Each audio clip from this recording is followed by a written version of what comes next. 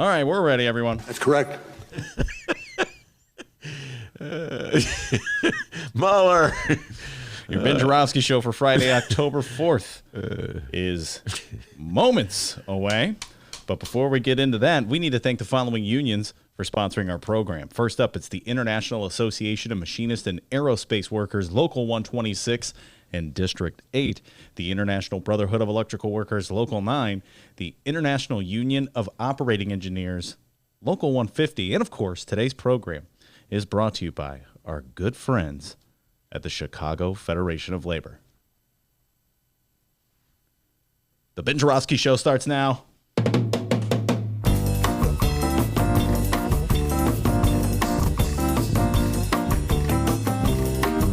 It is Friday, October 4th, and live from the Chicago Sun-Times Chicago Reader Studio on Racine Avenue, this is the Ben Joravsky Show.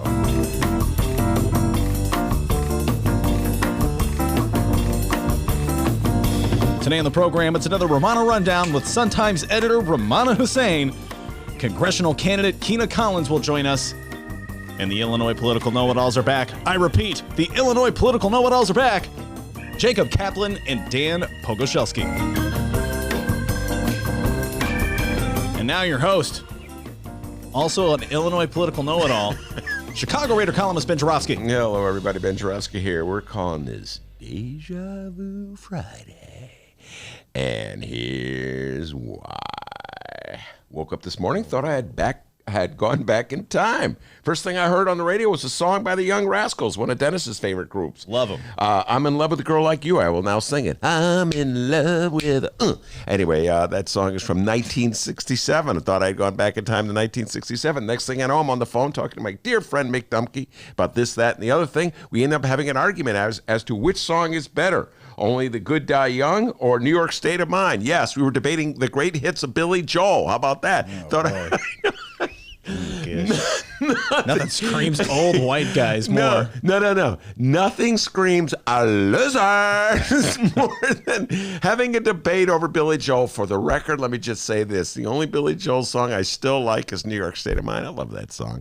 Mick contends that there's at least 10 other Billy Joel songs better than that. Dennis is weighing in right now with his opinion. Well, if you're listening on the live stream chat, weigh in. What's the best Billy Joel song? Nothing. How about that? Oh. Anyway, that I guess that would have taken us back in time into the 1970s. Last night I finally got around to watching Gilmore Girls. How about that, Dee? Oh, thank goodness. It took me back in time to like 2000. Ramada's going to give me so much heat about that one. And your kids have moved out of the house, right? Everybody's gone. It's a long story on why I started watching Gilmore Girls. I'll explain it later. Anyway, so there we go. I'm back in time, and I wake up this morning and get up my beloved Bright One, home delivered as always. Here is that newspaper. Show those listeners that newspaper. And it was also my Tribune that was also home delivered. All right. Thought I'd gone back in time to 2011. And what was the story? I'll read you the headline from Franz Spielman's article. Clinics still closed. Mayor's nominee for Health Post hits snags. It talks about the testimony from Mayor Lori Lightfoot's choice to become Chicago's new health commissioner yesterday. Her name is Dr. Allison Arwady. I hope I'm pronouncing it correctly. Arwady. We're not too good at that. Man, did you see Babs giving me grief on Facebook for mispronouncing Manuel's name? Oh, Jeff Manuel? Yeah, I got to give Babs credit. How many times? I mean, you just did it again. Yeah, you said Emmanuel. I don't believe I said Manuel. I said Manuel. Huh? Let's go back in time. Let's rewind the tape. Oh, it is deja vu Friday. Hey, man, did you hear how many times that Babs making fun of me for mispronouncing Emmanuel's name? Huh, you did it again. Anyway, that was pretty funny, Babs. I got to give you credit for that. Anyway, so Arwady or... Uptown Girl. Pat Rod says Uptown Girl. Uptown Girl. Oh, God. She's been living... I just heard all these songs too many times, but I still like New York State of Mind. Anyway, Uptown Girl was a good song. All right. So Dr. Arwady or Arwady, whatever it is, I'm sure she's a fine doctor. Like me? Yeah. I hope she's a little better at being a doctor than you are. I hope she's not in denial. Every time someone says, Dr. Arwady, not a doctor. Oh, yeah. Well, can she do a stop set intro? I don't think so. I don't think she went to radio school. Anyway, so Dr. Arwady is testifying in front of the city council, who I'm sure they're getting ready to approve her. They generally approve most commissioners that the mayor nominates. And then they get into the issue of the mental health clinics that Mayor Rahm closed back in 2011. That's what brought back the memory of 2011. Arwady said that Emanuel had no choice but to consolidate the city's 12 mental health clinics after Chicago lost 90% of the $8 million in annual state funding used to support these clinics. And I was like, oh my God, no choice? No choice? Like, no choice is like if I go to a restaurant and they only have one thing on the menu. You have no choice. You got to order what they have on the menu. Or, of course, I guess your choice is you could leave the restaurant. But if you want to eat at the restaurant, you have no choice but to. No, Rob could have done a million things. Like, $1 million worth of money just sitting around in TIF reserves. Here's the deal, folks. In 2011, Mayor Rahm, in his infinite wisdom, decided it was a good idea to close mental health clinics in poor neighborhoods where people were under fire from gun violence. Made no sense on any level. At the same time, he was endorsing TIF handouts for a downtown development project in River North area for the Marriott Hotel TIF deal on the South Loop and the Hyatt Hotel TIF deal in Hyde Park. And I'm just doing this off, by the way, you got off memory, the Dominic's or the grocery store TIF deal in Greektown. All right. So if you want a choice, if you want to help the most vulnerable who are in the middle of crime-ravaged areas deal with mental health issues, you have a choice. You could take money that's being allocated for development in gentrifying neighborhoods. That was your choice. He chose to cut the mental health clinics. And by the way, that initiated an outburst of protests from mental health activists. And they had sit-ins in Mayor Rahm's office to talk about it. And he ran out the back door rather than meet with them. So instead of like working with activists in the area, working with knowledgeable people in the area, working with patients in the area to figure out how you could find the money to keep these clinics open, he decided just to close the clinics and just walk away from it and figuring he would just survive it. Well, guess what? It was a very unpopular decision and it undercut the credibility of the mayor. And now to find a new mayor, appointing a new commissioner, defending that position is like taking me back to a time that I thought we had escaped from. I thought we've evolved from 2011. I thought we learned our lessons from 2011. Like I said, I do not know Dr. Arwady. I'm sure she's a wonderful physician. I'm sure she's a great doctor. Some of the aldermen are defending her already, saying she's a wonderful physician. But when I hear a Democratic nominee articulating Republican-like proposals that hit hardest at the poorest of the poor, it makes me wonder, like, why do we have a Democratic Party in the first place? You're supposed to represent values. You know, it reminds me of the first couple of debates where some of the quote-unquote centrist Democrats were attacking Bernie Sanders' Medicare for All plan on the guys under the argument that somehow or other they were standing up for unions who had negotiated healthcare plans that were advantageous to their workers. We're standing up for the unions, they said, as a justification for caving in to what? The medical industry, whoever's opposing Medicare for All, caving in is disguised as standing up for it. Tell that to the striking UAW workers in Michigan who are being asked to choose between rising premiums, paying for rising premiums, and cuts in their income, in their salary. Ask the same question to Chicago teachers who are about to go on strike over a similar issue. So the notion that you were defending union workers by running away from a fight for Medicare for All is ridiculous, just as it is absurd to say that you're defending the cuts and closing of mental health clinics because you had no choice. Democrats, stop acting like Republicans. We already have too many of the real thing.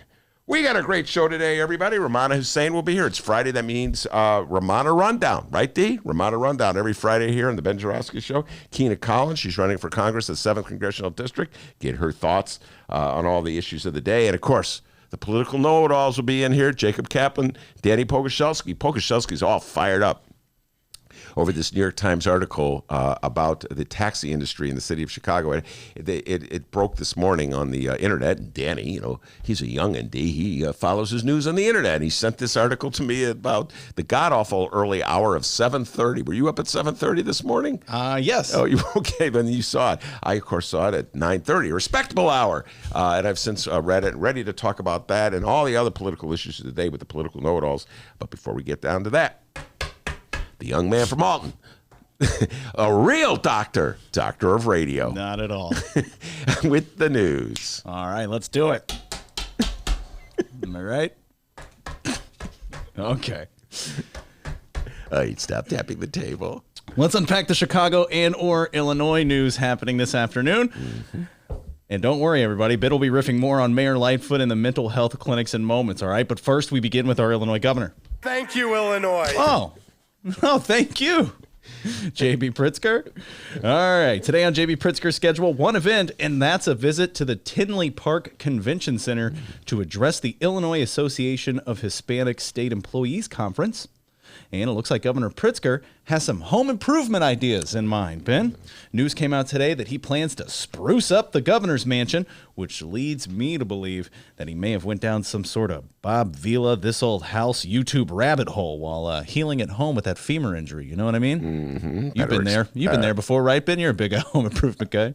Not a big fan of home improvement. Really? Wasn't there another TV show that you loved that was sort of based on home improvement? I mean, it was called Home Improvement, starring Tim Allen. Yeah, that one. You love that show. In fact, we used to have a debate over whether Tim Allen is funny. Remember that debate? Yeah. I said no, you said yes. Well, I mean, he's a comedian who writes jokes, performs them, and people laugh. Which is a more pathetic debate?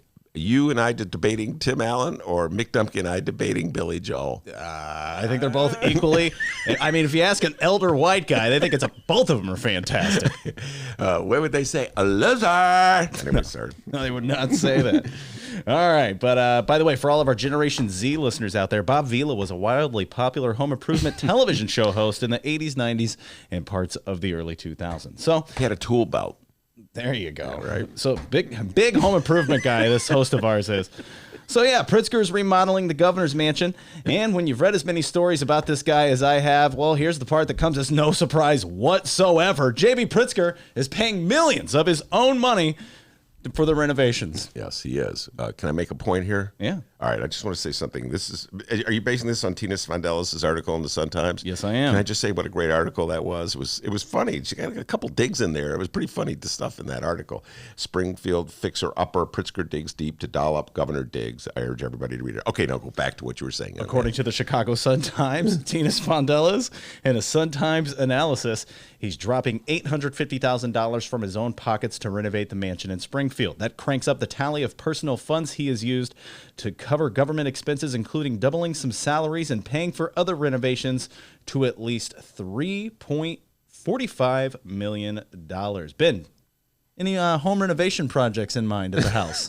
Well, I have to say this, having read Tina's article, the part that I picked up on is the difference between our last two governors. I don't know if you saw this, D.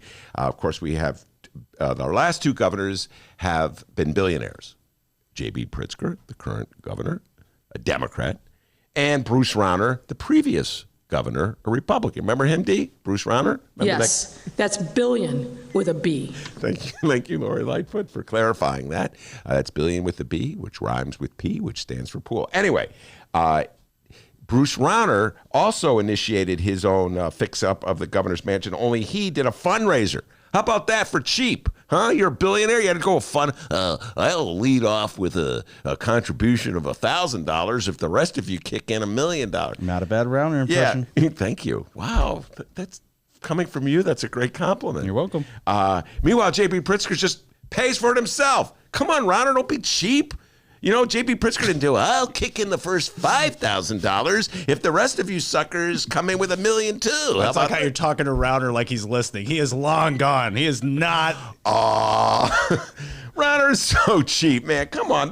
Nothing screams cheaper like, I'll launch a privately funded renovation. Come on, Rauner. Pay for it yourself. And here's an interesting tidbit in this Tina Sfondelis article. According to Forbes, Pritzker is the richest sitting politician in the country, worth an estimated $3.2 billion. That surpasses President Donald Trump, who is worth an estimated, and boy, I'm doing air quotes when I say that, estimated $3.1 billion. Yes, that's billion with a B. All right, let me just say this about that. All right. First of all, we do not know actually how much. Well, first of all, these are all estimates, Forbes estimates. We don't know how accurate any of them are. But in relation to Donnie Trump, he's been concealing his income tax statements, D. So we don't really know what he's worth. Okay. It could be more, it could be less. There's the debate there. Is he concealing the income tax statements because he wants to keep secret all the money he's been getting from Russia, so he's worth more? Or is he concealing the income tax statements because he's embarrassed and humiliated that he's even broker than I am? I could be one or the other. You know what I'm saying, D? So we have to say, I don't know how much young Donald Trump is worth. Oh, we got a correction here. Big shout out to gentleman or a female listening on the YouTube live stream, Dog Doggerson. That's the person's name. Dog Doggerson says the millennial is a Tim Allen fan, not the boomer. Happy opposite day, everyone. Yeah, the millennial loves Tim Allen. Okay, I didn't say I love him. My God, he has a tattoo of Tim Allen. Did you? Yeah, it says. Tim Allen's not funny. I agree with who was it? What's the name of the listener? Dog Doggerson? Dog Doggerson. Dog, you're 100% correct. Tim Allen is not funny. He did not say in here once that Tim Allen's not funny. Anyway, go on with the news. My tattoo. All right, moving on with the news here. Ben doesn't want to talk about Tim Allen anymore. I've pretty much exhausted everything I know about Tim Allen except this. He's not funny, folks. On to the Chicago mayor. Mayor Lori Lightfoot is out of town today. She is attending the United States Conference of Mayors in Rochester Hills, Michigan. Ben, have you ever been to Rochester Hills, Michigan? No, I have no idea. I've never even heard of Rochester. Really? You should get out more. Yeah, I should. Yeah, my world is basically Chicago, and then every now and then Evanston. That's kind of my world. Wait, where is Rochester Hills? Do you know? I don't know. All right. You don't It's know in Michigan. Either. Okay. Oh, thank you. And you know, I'm sure she's been looking forward to getting out of the city for a bit, or maybe she's not, but I wouldn't blame the mayor if she did. It's been a dramatic couple of weeks, all right? Right before her trip to Michigan, though, one more problem was thrown onto the pile. This one has to do with the city council. So, yes, for the second time this week, it's another episode of our favorite Chicago political soap opera. A mayor and her alderman. Fantastic program. So for those keeping track at home, by the way, this is season 1, episode 8. Yeah, it's season 1, episode 8. Okay. By the way, before we do this, can I just say one more thing about the Pritzker story? Sure. I got to give Tina Sfondelis so much credit on this one. This is why I said she's stuck. I know we're gonna get to our mayor with the alderman, but I just have to say this. As you recall, JB got in trouble in the primary and in the election for toilet gate. Remember, he took the toilets out of and so out of his Gold Coast mansion and got the taxes lowered as a result. Anyway, he's up to his eyeballs in problems with toilet gate. So here he is spending his own money to fix up the state property. Good for you. Not cheap like Rauner. I'm gonna have a fundraiser and then we can all write it off. So and we end up paying for it anyway. But So Tina Sfondelis, bulldog reporter that she is, she wanted to raise that issue, and so what did she say? She makes a point at the end. She goes, as for Pritzker's renovation, the plumbing updates will have one important limitation. The Democrat came under fire during the campaign over a property tax break he received by disconnecting the toilets from his second Gold Coast mansion. And so Tina asked Pritzker's spokesperson about it, and she said, quote, the toilets are not being replaced. That was my favorite part of the story, and I could not let the moment pass without it. The toilets are not being replaced. I'm Jamie Pritzker, and I'm not a perfect person. Yes, No one said he was. No one said he was, but he's a heck of a lot better as a governor than Rauner. I think everybody will agree. Dog, and wasn't that Dog Doggerson's name? Dog Doggerson. Dog will agree. Way better governor than Bruce Rauner. Toilets and all. All right, so today's episode of A Mayor and Her Aldermen features our progressive members of the city council. Ben was riffing on this at the beginning of the show. The following comes from the Chicago Tribune and Gregory Pratt. On Thursday, a block of progressive aldermen delayed a vote on Mayor Lightfoot's nominee to lead the city's public health department, amid concerns that the city hasn't articulated a plan to reopen mental health clinics shuttered under Mayor Rahm Emanuel. Lightfoot's nominee is Allison Arwady, who is chief medical officer under Emanuel and has been the Department of Public Health's acting commissioner since spring. Now, Ben, I know this is an issue near and dear to your heart, so before we go any further, catch us up here one more time and take us back to when the Chicago health clinics were first closed. All right, 2011, as I was saying, Mayor Rahm had just taken over, and he was going to show the world that he was the kind of Democrat who was unafraid to do what no Democrat would dare do. And in this case, he would cut off services to our most vulnerable citizens. He closed 6 mental health clinics, most of which were in low-income areas, many of which were in high-crime areas. I thought it was a very cruel act for an incoming mayor, particularly since at the same time he was endorsing, among other things, a tax break for the wealthiest people, some of the wealthiest people in the state, through at the Chicago Mercantile Exchange. I wrote many articles about it. It was the subject of many protests, and it sort of solidified in the minds of many folks in Chicago that Mayor Rahm was actually Mayor 1% and only interested in the wealthiest people in town. So that's the backdrop. By the way, then he later had the police spy on the protesters. That's a whole secondary story I could go on and on about. I mean, it just didn't end there. Oh my God, there was an outburst of protests. There were activists. This is the same time that he also was saying we're going to bring NATO to town. This is so at the same time, roughly the same time, he's closing mental health clinics in the poorest of poor neighborhoods, and he's bringing NATO to town. So he's like going to glorify Chicago as this global city, this wonderful, beautiful, healthy city. When at the same time, the most vulnerable people, he's closing the services that directly benefit them. So there were protests that erupted at mental health clinics throughout the city. And what did Mayor Rahm do? He sent in undercover police operatives to spy on the protesters. Ultimately, it led to 4 protesters were arrested and sent to prison as a result of those undercover operations. I just thought that was like, oh man, talk about putting salt on a wound. I don't know. We're going to piss off all the activists in Chicago by closing clinics in the poorest of poor neighborhoods, and then we're going to spy on the protesters and get goods on them so we could use it to prosecute them. That was Chicago in 2011. So that's the backdrop that leads to yesterday's debate at the city council. All right, so Arwady faced sharp questions from several progressive aldermen who I can guarantee read Ben Joravsky articles. I can guarantee it when you run down the names, yes. All right, let's run them down. First up, Number 1. Byron Sigcho Lopez. Ben, of which ward? Come on, at 25th. Byron was right here. Remember him? Sitting right there in that chair over there? You can download our interview with Byron Sigcho Lopez at both Chicago Sun-Times and Chicago Reader websites and wherever else you download podcasts. Let's throw it right back at you. Let's see how closely you were paying attention to young Byron when he was in the studio. For 10 trivia points, who is the alderman of the 25th Ward before Byron Sigcho? On to number 2. I don't know. I'll give you a hint. He wore a wire. Oh, Danny Solis. My goodness, look at the brains on Brad. Number 2. Our next alderwoman who was present at the meeting, one Rosanna Rodriguez Sanchez. Ben, which ward? 33rd. All For right. 10 trivia points, who did she succeed? We're not doing that anymore. I don't know any of these. Deb Mell, everybody. Yeah, Deb Mell. All right, our third alderwoman, Number 3. Maria Haddon. Ben, of which ward? 49th. All right. Joe Moore. Number 4. Andre Vasquez. Andre Vasquez, 40th Ward, succeeding Patrick O'Connor. Number 5. Carlos Ramirez Rosa. Come on! He was here Iowa. on Tuesday. 35th Ward. And finally, we're not doing the number 6 thing. The rock and rollin' 10th Ward alderwoman herself, one Susan Sedlowski Garza.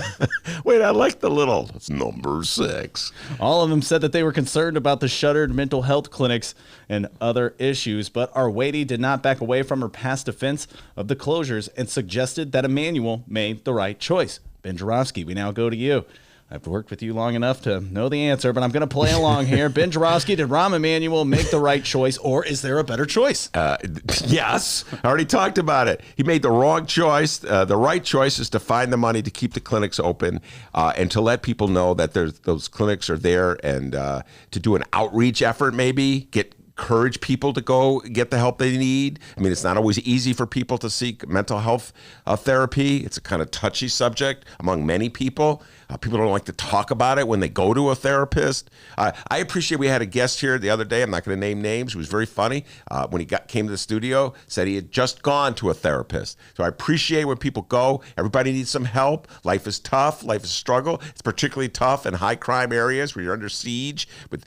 There's shootings. There's murders. They're closing schools. You know, people need help. People need assistance. And I just think I can't understand how any doctor would justify closing clinics in high crime areas and not immediately, okay, if you close the clinics, what are you immediately offering as an alternative? And why aren't you meeting with the people who are protesting about it? Why aren't you meeting with some of the patients who are losing their service, losing access to their service? So this was a political decision to send out a certain message to bolster the mayor's reputation. It backfired on him. And I can't believe that, 8 years later, we're still defending it? We still have people defending it? So no, I think there was obviously other choices. It's a huge budget. There's plenty of money in the TIF reserves to keep clinics open.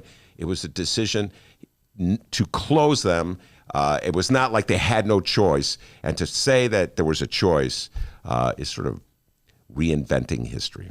So once again, on Thursday, a block of progressive aldermen delayed a vote on Mayor Lori Lightfoot's nominee to lead the city's public health department, Allison R. Wadey. If there's any Allison R. Wadey fans out there listening, feel free to weigh in on the YouTube live stream chat. Find us on Facebook at Benny J Show, BENNY, the letter J Show. And hey, speaking of the Ben Joravsky Show Facebook page, we posted a question to all of you yesterday. It was in regards to one of the top stories yesterday. Oh, Ben was just livid over this. The Ken Griffin. Oh, my God. We're going to be talking about that with Romana, yes. Yeah, recap for everybody what that was, Ben. Kenny G, Dennis's favorite gazillionaire hedge fund maybe operator. my favorite saxophone player. But no, young Kenneth Griffin, who has made a fortune. I think he's the richest man in the state of Illinois. And we're going to be talking about this with Romana in about 5 minutes or so. Gave, I think, $125 million to the Museum of Science industry. And in exchange, they've named the museum after Ken Griffin. I'm just going to hold off on further discussion about it until Romana comes in, because I'm sure she's got a lot to say about it as well. Awesome. Okay, well, we went and asked you on Facebook, have you ever bought a museum? What do you think of Mr. Griffin's purchase? Leave a comment, and we would read it on the air here. So we have some people weigh in, so let's read those comments. Ben, please weigh in with what these people said. Let's see here. Dan says, that was very generous. He's still a rat. Over the years, he has probably spent that much advocating union-busting tactics. His philosophy on the working man deserves to be buried deep in museum archives. What do you think about that? Here, 100%. Ken Griffin, as I was saying earlier, he was a big donor. We talked about this yesterday. I think it was $26 million. The money is all coming together to Bruce Rauner's reelection campaign. Many millions of dollars to Bruce Rauner's reelection campaign. So perhaps the most unpopular governor. Well, no, I guess Blagojevich is more unpopular than Rauner. I'll ask Romana what she thinks about that. But one of the most unpopular governors of the last 50 or so years, and Ken Griffin was his biggest financial supporter. Diane says it hardly sounds like a gift if the stipulation is the name change. Wow, that is a great point. I hadn't thought of that. Got to give her credit. I had not thought of that. What kind of gift is that? I'll give you this if you give me that. That's quid pro quo. That's not a gift. Great point. A lot of people went on the... Can we give her something? Good job. Good job, Diane. That was awesome. That is a great point. And a lot of people, were weighing in doing their Trump impressions here. Ben says, I've bought museums, lots of them. Have you had better museums? I put my museums against your museums any old day, Ken. That's pretty funny. That is good. I remember Trump back in the 80s kicked up some money to fix an ice skating rink in New York. He's so proud of that. So Back in the 80s. All right. Well, hey, weigh in on the Ben Joravsky Show Facebook page, at Benny J Show, BENNY, the letter J Show. Your thoughts on Ken Griffin giving money to this museum here. And don't go anywhere, because coming up after this short little break, we're going to talk with Ramana Hussein of the Sun-Times. It's another Ramana Rundown. It's the Ben Joravsky Show live from the Chicago Sun-Times.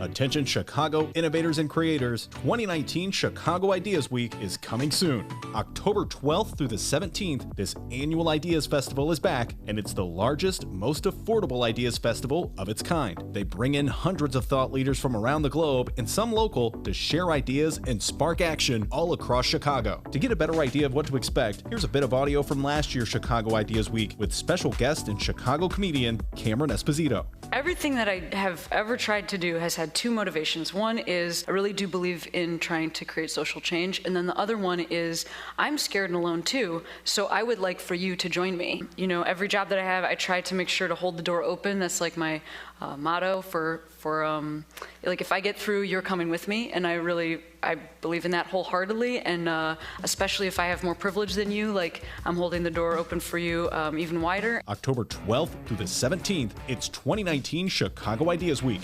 Tickets go on sale to members on August 22nd and to general public September 10th. Once again, if you're an innovator or creator in the city of Chicago or even outside the city, you must join us for Chicago Ideas Week, October 12th through the 17th. For tickets and event information, head to chicagoideas.com. That's chicagoideas.com, and we hope to see you October 12th through the 17th for 2019 Chicago Ideas Week.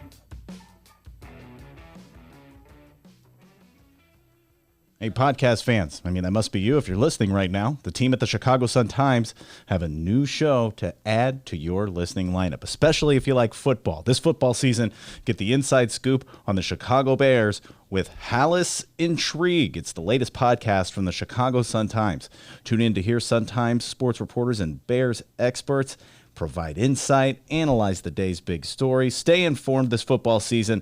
Listen to Hallis Intrigue at suntimes.com/Hallis. That's HALAS. And be sure to subscribe so that you never miss an episode. Check it out now at suntimes.com/Hallis. Even if you don't like football, give it a shot. And hey, who knows? You may be the biggest football fan in the world after it. Welcome back to the Ben Joravsky Show, live from the Chicago Sun-Times. It's Friday. That means the Ramana Rundown. Ramana Hussein, a Chicago Sun-Times editor, in the studio, as she is every Friday. Happy Friday, Ramana. Happy Friday to you, too. I lost my pen. I don't know. It was a happy Friday. Oh, excuse me, Ramana. Oh. Now I have two pens. Oh, 1 second. All right, we are waiting here for Ben to grab his pen. We'd like to remind everybody to check out our Benny J bonus interviews. Thank you. That was really well done. So, Romana, you were walking in as we were talking about the Museum of Science industry, and we talked about on the phone earlier about this, something we want to talk about. Just get your general reactions to gazillionaires buying naming rights of public institutions like the Museum of Science and Industry. First of all, I'm always impressed when someone has this much money, especially when they're not much older than I am. Ken Griffin, I always thought was older, but he's just as old as my older sister, so he wasn't that much older than I am. So, of course, that just makes me like, God, do you have $125 million just to give to the Museum of Science and Industry, which is a good thing. I like the Museum of Science and Industry. It's not my favorite museum. I know I'm a little bizarre because I like the Field Museum. I've always loved the Field Museum as a kid. But I have to think about that. Which is my favorite museum? I like the Art Institute. That's one of my more adult. I became an adult. I used to hate it when I was a kid, going there on field trips. But the Field Museum, I like that stuff. I like just looking at cultures. And I remember waiting in line to see the King Tut exhibit when I was a kid. with my family. Oh, It was like there was a yeah. long line going outside the Field Museum. So I remember going to that.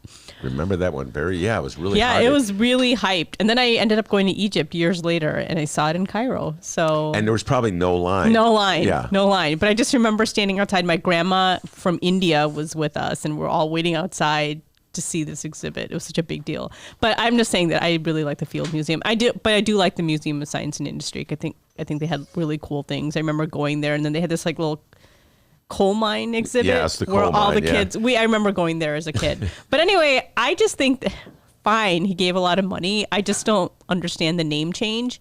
And I know you're not really a big social media buff, you're on Twitter all day, but I because I got to keep up with all the different news organizations and see what they're doing just in case, just to make sure we're on top of everything. But as soon as the story came up, I saw that Sears Tower started trending. You know what trending means, right? On Twitter. Yes.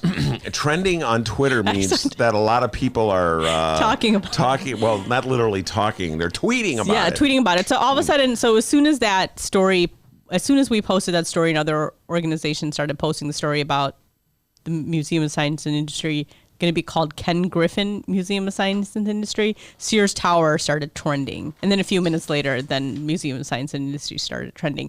And people were just saying, okay, we didn't listen with Sears Tower, which is also actually called the Willis Tower now. So most Chicagoans aren't going to call it the Ken Griffin. Wait, isn't it Museum called of Science something and- else? It's a Willis Tower now. It's Willis Tower right now? Yeah, but nobody calls it that. Nobody from Chicago calls it Willis Tower. Well, I used to have, just a brief moment, I had an editor that would change it, okay? Yeah, they probably have to because that's what the formal name is. But when you talk about it, you don't say Willis Tower. Anybody from Chicago will call it Sears Tower. Which just goes to show you how editors have to reconsider their policies. If this is just a tangent within a tangent, I don't want to get you off your thought, but I always irritated me. Like I change it to Willis, and I go, and I would make your argument. I go, no one in Chicago calls it Willis. Yeah, but you have to. I mean, and then so people just said no.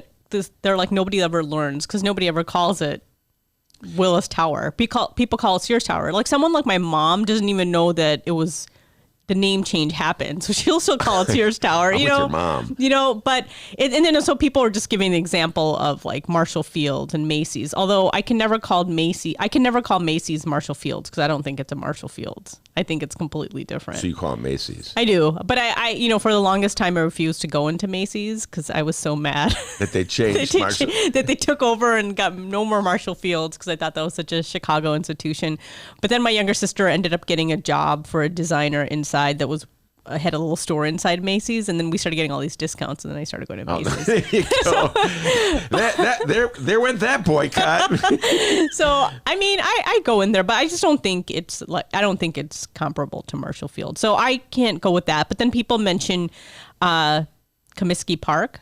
For the longest time, nobody would call U.S. Cellular Comiskey. I mean, would call U.S. Cellular U.S. Cellular. Yeah. I didn't. For the longest time, I called it Comiskey Park. And when I finally started calling it U.S. Cellular, then they changed it to Guaranteed Rate. And I'm not calling it Guaranteed Rate Field. That just is bizarre. Yeah. I just think in Chicago, there are certain names that we go with, and we're very stubborn. We're not going to start calling it something else just because there's a new name. And it's kind of like the nicknames people give Chicago. Like nobody from Chicago calls Chicago the Shy, or anything like that. I'm like, nobody calls it that, So there's always like a lot of people say like, it doesn't matter where, you can kind of tell by clues that because of the words people use that they're not from Chicago. Yeah. Just sitting with them, talking with them, they'll say like, well, the Shy. And I'm like, you're not from Chicago. Or what about Windy City? Windy City, people use that. It's a cliche, but none of us sit around and go, I'm sitting around in the Windy City today. Yeah. It's just like little words. Like my husband, I told him, I'm like, you might know a lot about Chicago, but I can tell you're not from Chicago. No, he's definitely not because from he uses Chicago. words like sneakers. I'm like, nobody says sneakers. I go, that's like gives it away. You don't call it gym shoes. So like he goes, wait, hold on. I was unaware of this. Yeah, What do people in Chicago call quote unquote sneakers? we call it gym shoes. I did not know that. You didn't know that? No. No. Well, I'm not from Chicago. But you kind of are. You grew up in Evanston. By that not time, you should. technically Rhode Island, but whatever. Anyway. But by the time you came to high school, like when we're just sitting around, when we call, shoes that we wear, they're athletic shoes like Nikes, we'll call them gym shoes. Like, oh yeah, I have my gym shoes. And Mick is always like, oh, I have to get a new pair of sneakers. And I'm like, sneakers? I go, see, you can talk all about Chicago all you want, but that just gives it away that you're not from here. Yeah. And the way he pronounces things, I'm like, you're not from Chicago. Well, give me an example of that, like Chicago. I don't know. There's just some names that he pronounces, and I'm like, that's not how you say it. Yeah. So I just think there's just like little things. Like, he might know more about the city and the politics than I do, but I go, well, there's little things that give you away. So it's the same thing. I think a lot of people, like maybe someone from out of town will call it Willis Tower, but I think we'll still call it Sears Tower. Now this is a sign of either a breakdown mentally, which I'm always having memory. I think it got changed again from Willis Tower. I actually think somebody else bought the naming rights. And that's funny how memory goes. Yeah. By the way, since I've always called it the Sears Tower, I never called it Willis. I didn't either. And by the way, I have the same thing with United Center. Now, it's still United. I call it United Center. I call it the Chicago Stadium. Oh, okay. That's because you're older. I'm old. Just so take the ER out of that. And I'm old. To me, it's the state. I call it the stadium. I don't even call it Chicago. The stadium. I'm going to the stadium to see a game. And so that's how I view. Like they're not paying me to call it United Center. You know what I'm saying? No, and that makes sense. Sometimes, because you're older, you'll call certain things that I should ask my nephews and nieces what they call the Sears Tower. The thing is, Sears Tower isn't that big of a deal as it was when I was a kid, because at that time it was the largest building in the world. Yeah. Now it's like maybe the 10th or something. It's fallen down, but it used to be such a big deal. My parents, whenever we had family friends that came from out of town, were like, "Oh, let's go to the Sears Tower." We'd always go there. Yeah, it was a big deal. It was the Sears Tower, and so think of it this way. I mean, that in itself as a naming, is a branding. So why should I be so upset that Ken Griffin gets to buy the rights to a museum? I think a museum is more of a public trust than a building. And so for Ken Griffin, for the Museum of Science and Industry to so willingly give up its identity. $125 million. If somebody gave me $125 million, I'd change my name to them. No, I'm just kidding. Ken Griffin is my guest today on the Ben Joravsky Show. I'm just saying that was fast. I would do it. I would change my name. I could sell out $100 million. I wouldn't even ask for that extra $25 million. Say someone wanted to give the Sun Times $125 million, and they wanted to give me like $1 million. We'd be like, yeah, if you want to call it the Griffin paper. Yeah. I'm just saying that I could see why they easily agree to it. That's not gonna be a deal breaker where they're gonna be like, well, we don't want to give you the name, so we're not taking the $125 million. Why not? The Art Institute took money from, I forget, some other rich guy. We talked about and they this said, yesterday. how much money was it? I don't know. See, now the issue is, whether there's... It's enough money? Yeah, it's enough money. So to me, if you're going to give up your name, $125 million is not enough. You got to put a couple more zeros behind that 125. Now we can talk, all right? I don't think $125 million is enough. Well, I just wanted to let you know, right before I came in, a friend of mine who works for the Chicago Tribune tweeted one of her colleagues' columns who said it could be worse. It could be the Yeezy Kardashian Museum of Science and Industry. I would actually prefer That's that. What I was like thinking. Definitely prefer that to the Kenny G Museum. Which is what it is now. It's a shame on them. And by the way, the great comment by our listener. I don't know if you heard. I heard you guys say that it's not a gift. It's not a gift because now he's getting the name. It's an exchange. I don't know. It's a purchase. And I feel like, I don't know, I just someone who's, I go to my mosque, and people who give the largest donations don't even want their names. They don't want to be recognized. And I've noticed that in a lot of charitable organizations, a lot of people who do give donations, they just like keep my name out of it. Yeah. So it's great that he's doing that, and I can understand the recognition, but putting your name on it is a little... I don't know if I would ask for him. If I really cared about the museum, I don't know if I'd necessarily put my name on it. Maybe I'd brag about giving the money. But, yeah, you brag about it. I think it undercuts... Yeah, I know what you're saying. It's a purchase. It's not a gift. It's a purchase. He purchased like something. Now for the rest of... until someone else comes up with $300 million, his name will be on it. I would not be surprised, and I do not know if this is the case, but if there's some kind of stipulation written into the agreement that his name has to stay on there for a certain number of years. Maybe. Sometimes I've read about this where wealthy benefactors, they put that in, get that in writing. So for instance, after some rich guy gives a bunch of money to a museum. They name it after him. Then he dies, and they change the name. But the rich guy wants, no, I want that museum named for me years from now, even when I'm not around to appreciate it. Yeah. So I don't know if I do not know if that's in writing, but I would not be surprised if it's in writing. No, I think it's interesting. It's but I just think that Chicagoans aren't going to call it that. Nobody's people will. Maybe in 50 years, who knows? Yeah, little kids call it the. Yeah, Griffin. that happens. I can, like you said, it's sometimes an age thing too. Yeah. Once I die off, and there might be the younger generations will call it that. Moving on to other news items. On our list of things to talk about, oh my God, there's the latest breaking news in the Tyshawn Lee case. We've been talking about this for about at least a month or so, and I have an attorney who'll be coming in the studio next week, taking a deep dive on it. But why don't you give me the latest? Yeah. According to some tweets that I'm reading right now, there was 2 men that were on trial. There's two separate men being tried. They had a double jury. This is the Tyshawn Lee case. One was D. Wright Boone Doty. I'm probably pronouncing this right. It's probably DeWright. And then the other guy was Corey Morgan. Boone Doty was the gunman, I should say, because he was convicted yesterday. And after 10 hours of deliberation, Corey Morgan, his co-defendant, was found guilty as well. Mm-hmm. And this was a pretty sad case because it involved a 9-year-old boy who was shot execution style. Prosecutor said that Boone Doty, the gunman, had lured him from the playing. He was playing basketball. He took him, and then he said, "Oh, I'm going to get you some candy," and then he ends up shooting him nearby. And it was a pretty sad case because they had the autopsy. I mean, it's sad.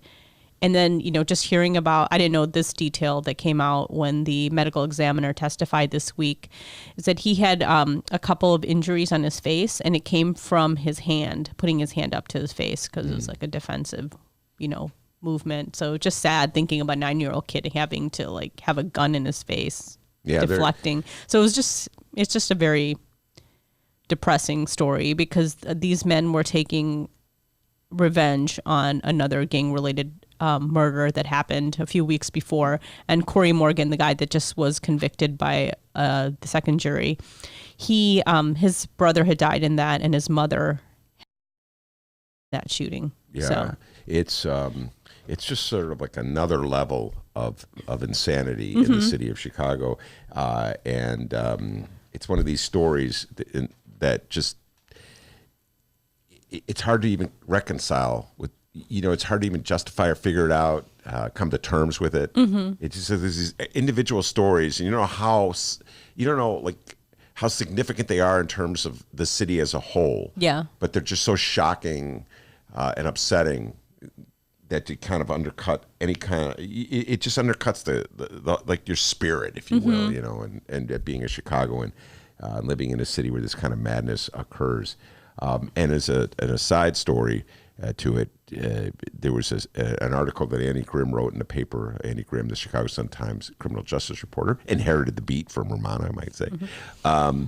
He did a story last week. I don't know if you saw it. I definitely know we didn't talk about it. About the witness? The witness. Yes, I edited that story. You had talk about. Tell people. That was a story. Andy actually told me during pretrial hearings, because there's a lot of pretrial hearings involving this case, and he told me that 4 witnesses that were in the park the day of the shooting in November 2015 had been locked up because the judge or the prosecutor said that they didn't answer to subpoenas. And this one young man was a college student, and he said that he did talk to prosecutors and said that the day you wanted me in court in a pretrial hearing, I actually had to register for classes. And he said that he was cooperating with prosecutors. Prosecutors said that he didn't answer, or didn't, he has to honor a subpoena. So he ended up being jailed for a few days. And he said that he was actually taken in handcuffs on the plane. And he was in Arkansas. He was at. Yeah, he was in Arkansas, which is it makes you think. I mean, this was a young African-American man. Would they do it if it was a white college student? Probably not. Would they put him in handcuffs and on a plane? So this young man was talking about how he, he's never been in trouble. He grew up on the South Side. He said he saw many friends that kind of got caught up in that gang life, but he was someone that never been arrested, was going to college, trying to make, I don't know. It was kind of, prosecutors are saying one thing, he was saying one thing, but this kid seemed, like a pretty intelligent kid. He seems like he was pretty cooperative, but Andy said that this is very common, though, for witnesses to be jailed before a gang-related shooting. And this young man said, though, he wasn't worried about retaliation or anything like that. He was just saying that I'm just trying to get on with my life and take my college courses. And I told prosecutors that the day they wanted me in before, trial started. Well, I when I read this, by the way, it's his lawyer. It's this young gentleman's lawyer who will be on the show next week. Oh, April? Yeah, okay. We'll be coming on the show. We're going to take a deep dive just in criminal justice. justice. Oh, that'll be good. In general. Yes. Yeah, I did edit that story. Yeah, so. and but I read that story about the prosecutors going down to Arkansas, arresting the kid, putting him in handcuffs, putting him on an airplane, taking him back to Chicago, jailing him for 2 weeks to make him obligated to testify, even though he didn't have his testimony did not directly impact the kid, like what happened in the alley. And that's what that's what he was saying too. He's like, because he didn't. The two men that were on trial, he didn't recognize them. He did recognize Kevin Edwards, who was the getaway driver who just pleaded guilty a few weeks ago. So really, was his testimony significant? Yeah. I think most people would say probably not, because there was all this gunshot residue, and I think even the gunman's DNA was found on Tyshawn's basketball. So there was a lot of other compelling parts of the trial. Yeah. So this young man's testimony probably wasn't. Well, this was supposed to change with Kim Foxx, and this just sort of general attitude about how you treat, I'll just say it, young black men. Yeah, and that's the first thing that struck me when Andy was telling me about it. I just said that haul him in from Arkansas, keep him in jail for 2 weeks. 2 weeks in jail. By the way, I got to say, I'm looking while this is going on. I'm watching President Trump openly defy federal prosecutors who are coming after, openly defying subpoenas, investigations into what he did wrong. And it's just like shows you, Ramana, just so graphically how different the world is for blacks and whites. For sure. You know what I'm saying? But if Donald Trump was put in handcuffs, for some people, he would be seen as a hero. I don't know. Donald Maybe. Trump, you're right. I'm just saying. I think some people will be like, oh, yeah. Well, Donald Trump right now is seen as a hero because he's giving the middle finger to the Democratic congressmen who are subpoenaing information from the White House. He's seen as a hero because he just openly mocks the investigations into him. So there's two standards, definitely. By the way, speaking of double standards, I know I didn't tell you I was going to tell you this, but there was a very good column in the Tribune today. I got to give the Tribune credit. I had a couple good stuff today. Heidi Stevens. I don't know if you saw this one. I do read her, but I don't know if I saw today's. What would happen if a female president behaved this way? Oh. If Donald Trump, like these outbursts he has that are just so insane. They would say that she was crazy. I mean, if you say Donald Trump is crazy, some people that support him would be like, no, he's not. He's so refreshing. And yeah, women always get called crazy, though. I'm sure people look in the newsroom and think I'm crazy sometimes too because of the stuff I'm saying, but most definitely not crazy. I have complained to my bosses about things. They look at me like I'm crazy, but that's just being a woman. Like did you hear about Bob Woodward and how talk about that one. Yeah, Bob Woodward, the Washington Post writer. Yeah, it just shows you how men are. It's just a great example of how men are. So these women. Just all men. No, I mean, most of them, yes. Yeah. Even the ones who think they're all woke are like that. They're mansplaining all the time. And But tell folks what happened. So this is Jodi Cantor, I believe, and Megan Twohey. Megan Twohey is from Evanston, by the way. Did not know that. Yeah. I remember bumping. I didn't know her that well, but she worked at the Tribune, too. Okay. So anyway, they wrote a book about how they their investigations into the Me Too stories that came out against Harvey. Well, I think it's about the Harvey Weinstein and just about, deep delving into this story. Anyway, they had some sort of event. I forgot where it was, but Bob Woodward was the moderator. And I think he would keep talking over them and, wouldn't let them answer. When they were talking, he just kind of interrupted. And then he called Harvey Weinstein's behavior some foreplay comment. And then he ends up getting heckled, which I thought was kind of funny. So I've been trying to read some of the stories. I haven't read all of it, but I saw that he was trending too. And, people were just saying that he was just out of order in that whole situation, which is kind of interesting. The times have caught up to Bob Woodward. That is for sure. So I can't imagine being a journalist in those days, a female journalist. It's bad enough now, but yeah, I bet it was really bad then. Anyway, that's sorry. That was a tangent. No, that was a good tangent though. But not all men, I know, but not all men. Okay, like a lot. Romana's husband is not like that in any way. Are you sure? We have arguments all the time. All right, now moving on to the recommendation part. Okay. Wait. We have to do we a talked about Jussie Jussie Smollett. We have to. It's not a Romana segment without a Jussie update. Okay, so we're talking right now. Right now, there's a hearing involving the Jussie Smollett case. This is the case. This is the side thing involving the special prosecutor looking into the Jussie Smollett matter and how Kim Foxx handled the case. So right now, Dan Webb, who was appointed special prosecutor in the case, I guess he realized he donated $1,000 to Kim Foxx's campaign when she was running against Anita Alvarez. So this hearing is on that. And apparently he was one of 3 people who co-hosted a fundraiser for her.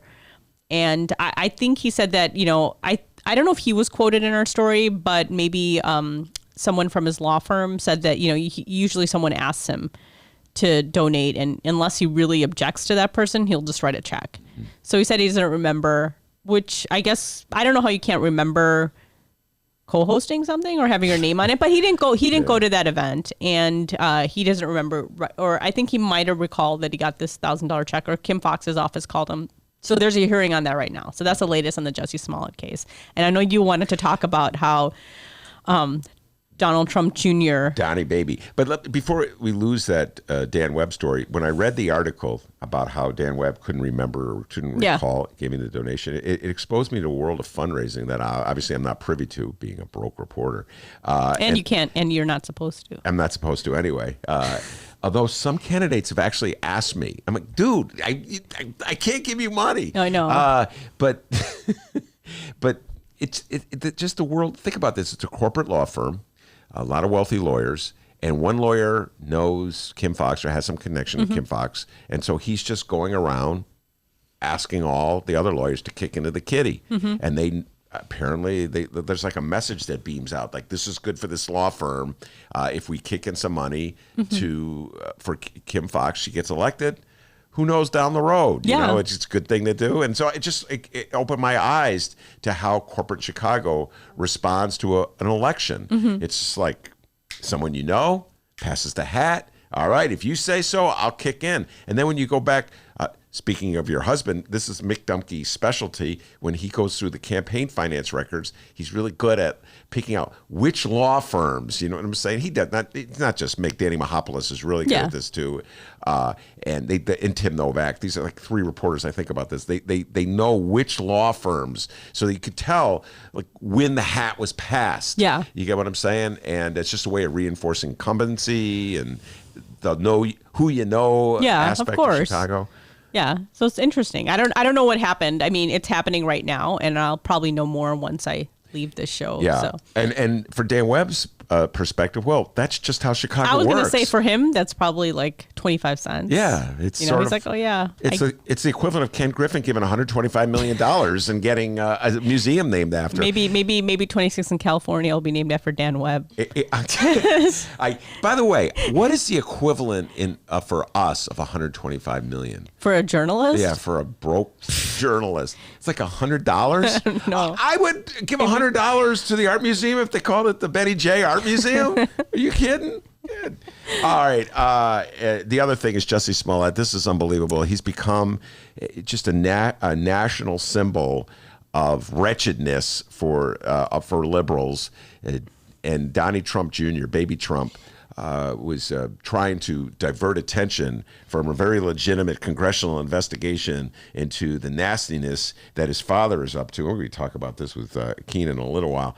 But he tweets out that Adam Schiff is the Jussie Smollett of Congress. On steroids, yeah, he said. On steroids. So it's Jussie Smollett's name. He wanted to become famous. I mean, that's the allegations. So he really did become infamous. Yes, I put the IN in front of there. All right, Romana's recommendation. Well, why don't you start and tell us All right, what you've been doing. Well, this is a little embarrassing. I revealed this already. I saw it's all because I loved The Marvelous Mrs. Maisel, which is a TV show. I heard that's really great. Yeah, it's awesome. And you know the actress is from Highland Park. Yes, I did know that. Rachel Brosnahan. Anyway, so I started looking about what the director had done, and I found out she directed a show called Gilmore Girls, which in my infinite But you heard about that. Your daughters probably knew about No, that show. it was like my kids watched that other show. They loved, oh man, it drove me crazy. What's the premise? It was divorced wives, and I hated the Desperate Housewives, yeah. Man, they watched that show. I hated the sound of that show. And it was a Sunday night. And I was like, let's have Sunday night dinner. This is when they were in high school and grammar school. Oh, it's 7 o'clock. And my wife, they'd all run to the TV. I hate it. Have you ever heard of that show? No, I did. You know who was in it? The one at the college scandal. Felicity Huffman was on that show.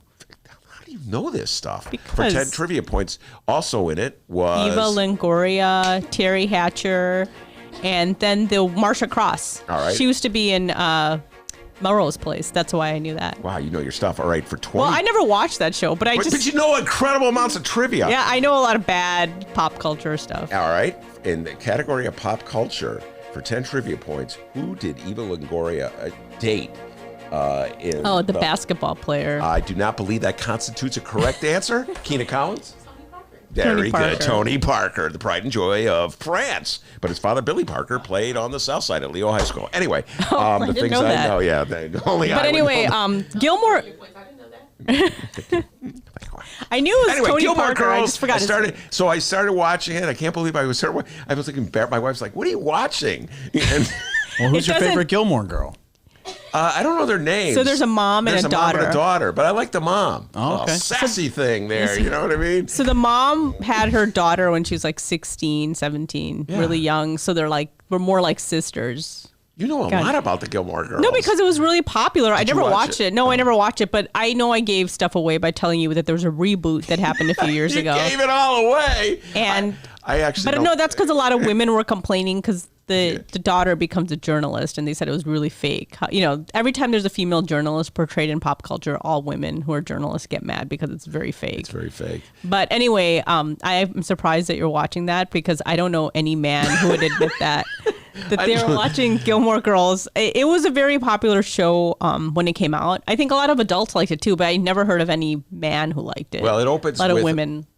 Since you've never seen it, you don't know this. It opens with a song by Carole King. I love Carole King more than anything in the world. Everybody's laughing. I probably don't know her music. I don't think I know. You don't know one Name a song by CaroleKing? Yeah. I will now name. God, I probably where do I do know. start? I probably do know. Like whenever you see those. She wrote When you- greatest song. Well, she wrote the music. Her husband actually wrote the lyrics to one of the greatest songs Aretha Franklin ever sang, "Natural Woman." Oh yeah. Okay, I know I that. will now not sing it. I'm just saying.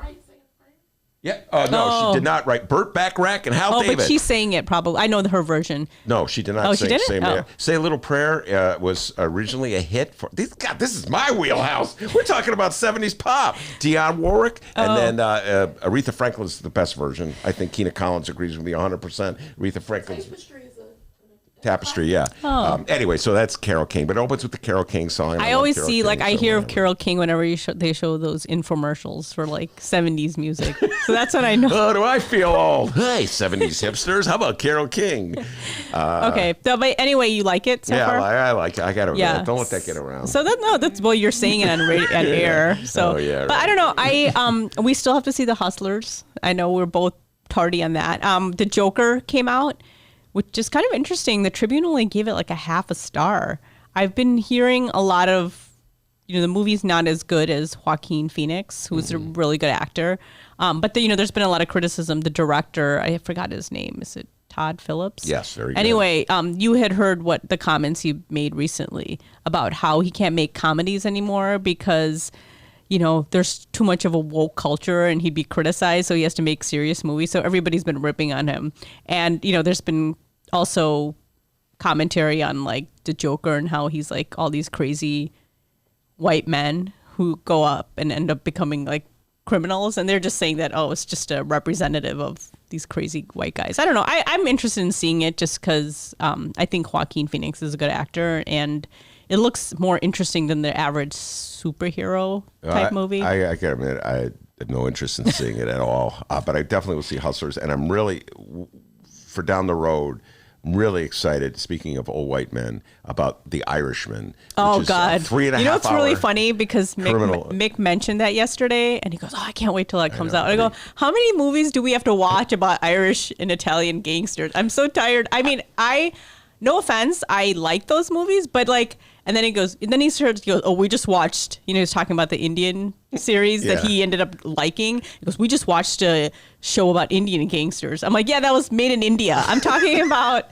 stuff in the United States. Like, how many movies do we have to see about white guys and their criminal activities? I know, I probably will like it too. Don't get me wrong. I like Scorsese. 3.5 hours. Yeah, he told me, but it's going to be on Netflix. You know that, right? No, I know. But first, it opens on the big screens for a month. They're doing that with a lot of movies. My source, Adolfo, who will be here on Tuesday, he actually saw it in New York, says if you're into movies, you have to see it on the big screen. It's like Roma, which I did see Roma on Netflix. I love Roma, but I've seen it many times. But it should be a big screen movie. Oh, it's beautiful the way you it was shot. saw it. I didn't see it. I saw it on Netflix, but it was just, you could tell even on the small screen that it was so beautiful the way it was shot, and I just thought it was. Yeah, I thought it was the best. So that's a whole subject for another time. Yeah, we'll watch The Irish. I probably will watch.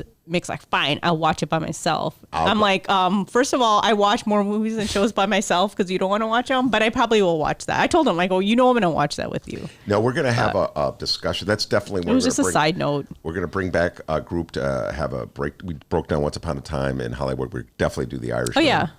We should definitely do that. And coming soon, Gilmore Girls. We'll do an episode, a bonus on that one as well. Maureen O'Donnell, are you out there? We're going to bring Maureen you in. probably did watch Gilmore Girls. I can see her watching that.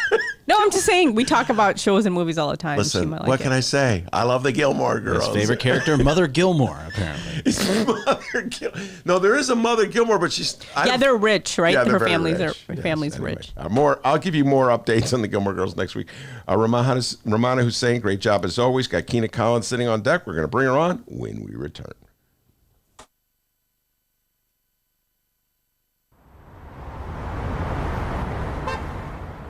Today's Ben Joravsky Show was brought to you in part by Chicago Architecture Center. Discover the breadth and majesty of Chicago's architecture on a Chicago Architecture Center bus tour. From bungalows to Bauhaus, our expert docents will share the fascinating stories behind our city's architecture. Book your tour at architecture.org/tours. Now, if you'll excuse me, I'm actually on a bus tour right now.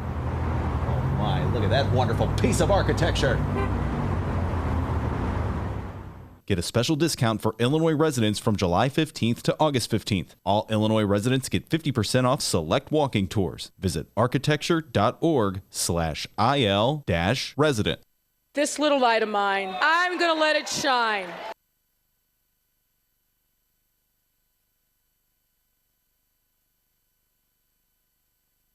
Did you know that 40% of the people in Illinois opt to be cremated?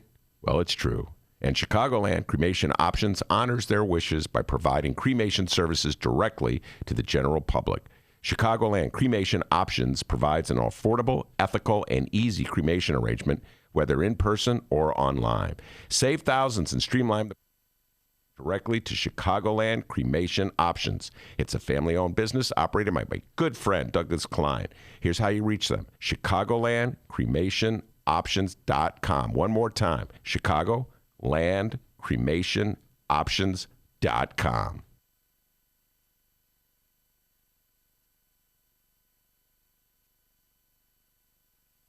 Tony Preckwinkle, in a series of these forums and debates, I've counted some of your questioners have had to ask 4 or 5 times.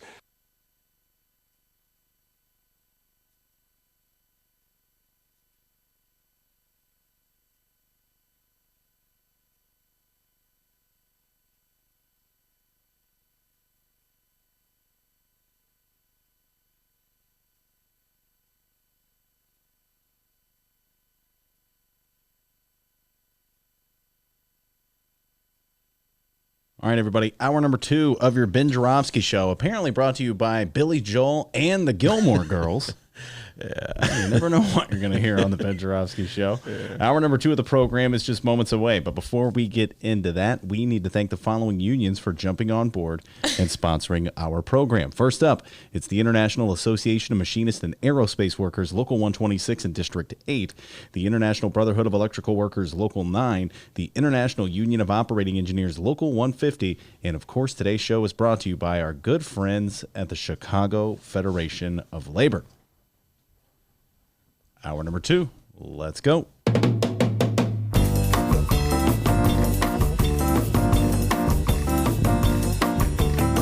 It is Friday, October 4th, and live from the Chicago Sun-Times Chicago Reader Studio on Racine Avenue, this is the Ben Joravsky Show.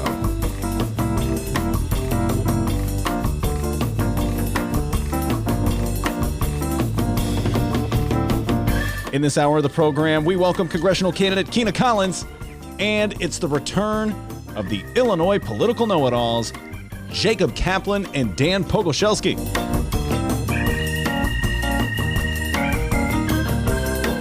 And now your host, Chicago Reader columnist, Ben Joravsky. About 2 weeks ago, I was at the Personal Pack Luncheon. We talked about that a lot in the show, and sitting right next to me, or nearby me, was Kina Collins. She said, Ben, I want to come back to your show. I said, come on back, Kina Collins.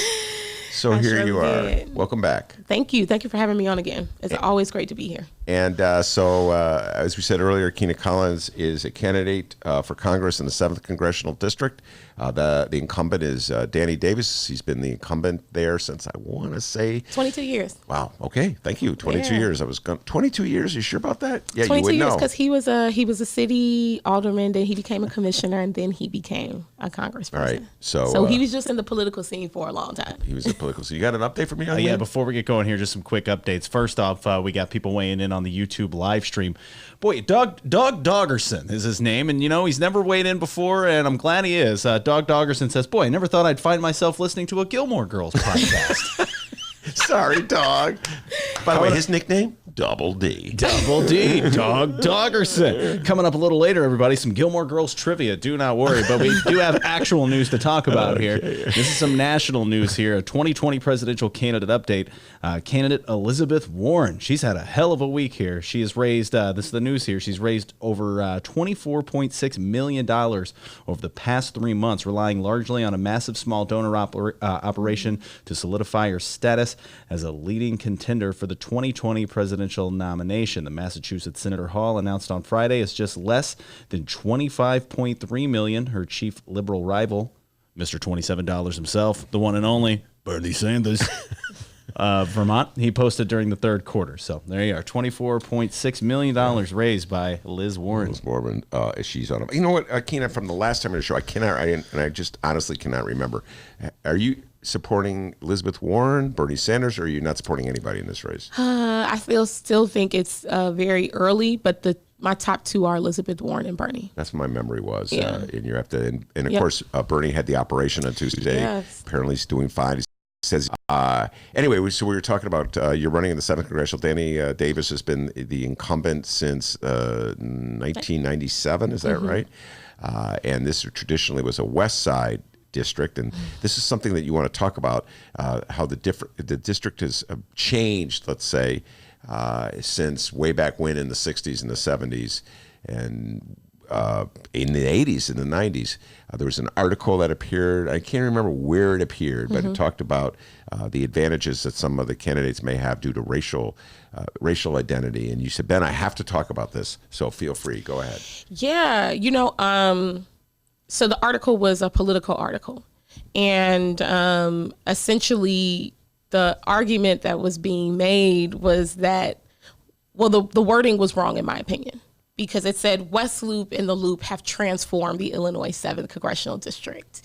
Even though we know that this is a majority minority district, it's 70% nearly of people of color, 54% of that are Black folks from the West Side and South Side, which flank the district and are broad swaths of the district. And unfortunately, in the article, when the South Side and West Side was referenced, it was very dog whistle and coded language. The next words that came after that were high crime rates.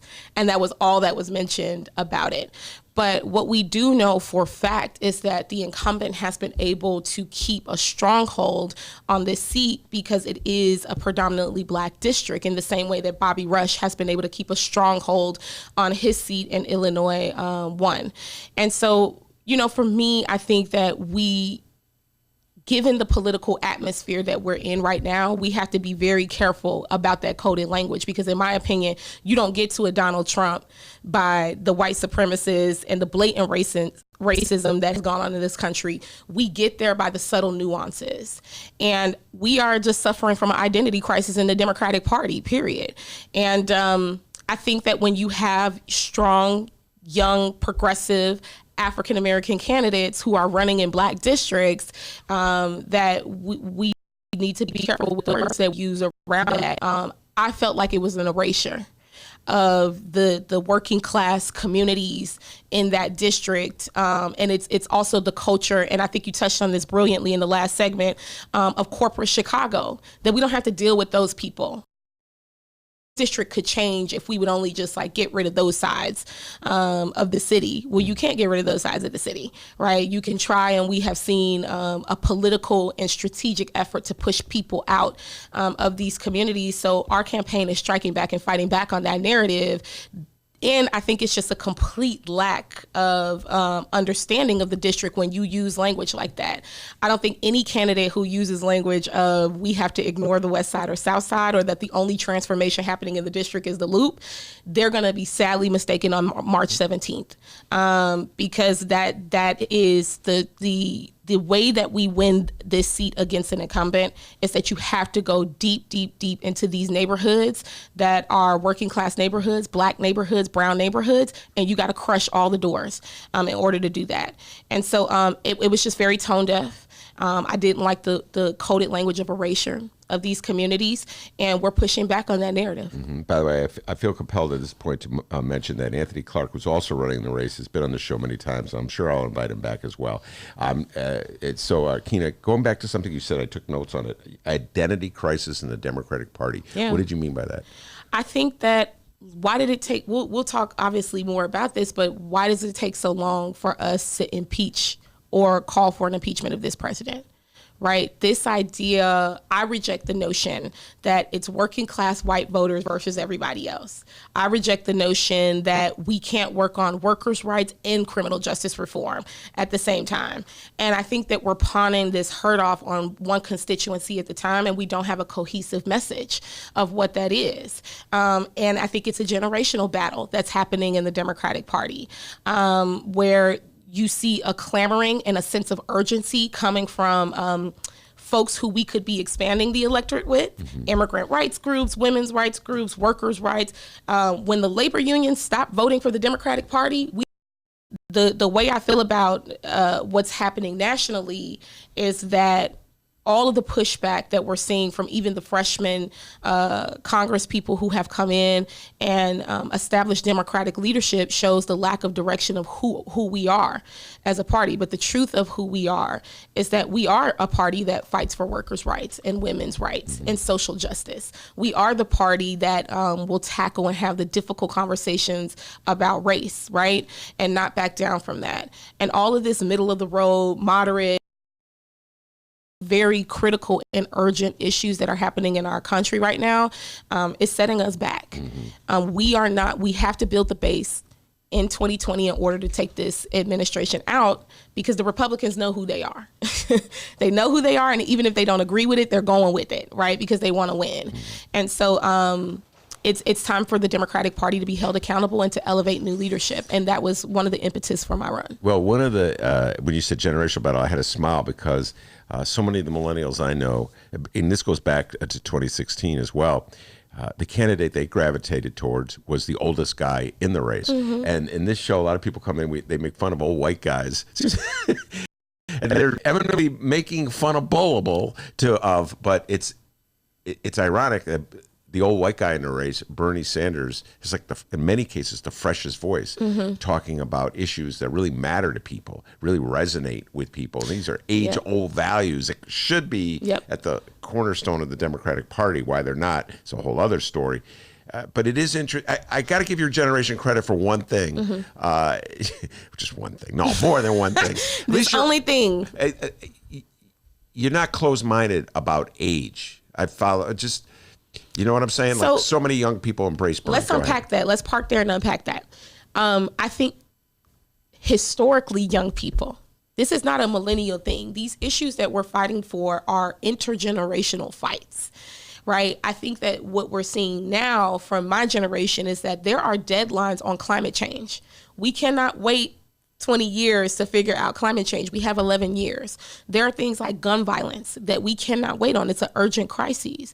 But if you look historically, young people have been the fuel, whether it was in the 60s, during the civil rights movements, second wave of feminism, whatever, what have you, young people have fueled it. I think what made Bernie stand out in that last primary was look at the comparison of what we had as options.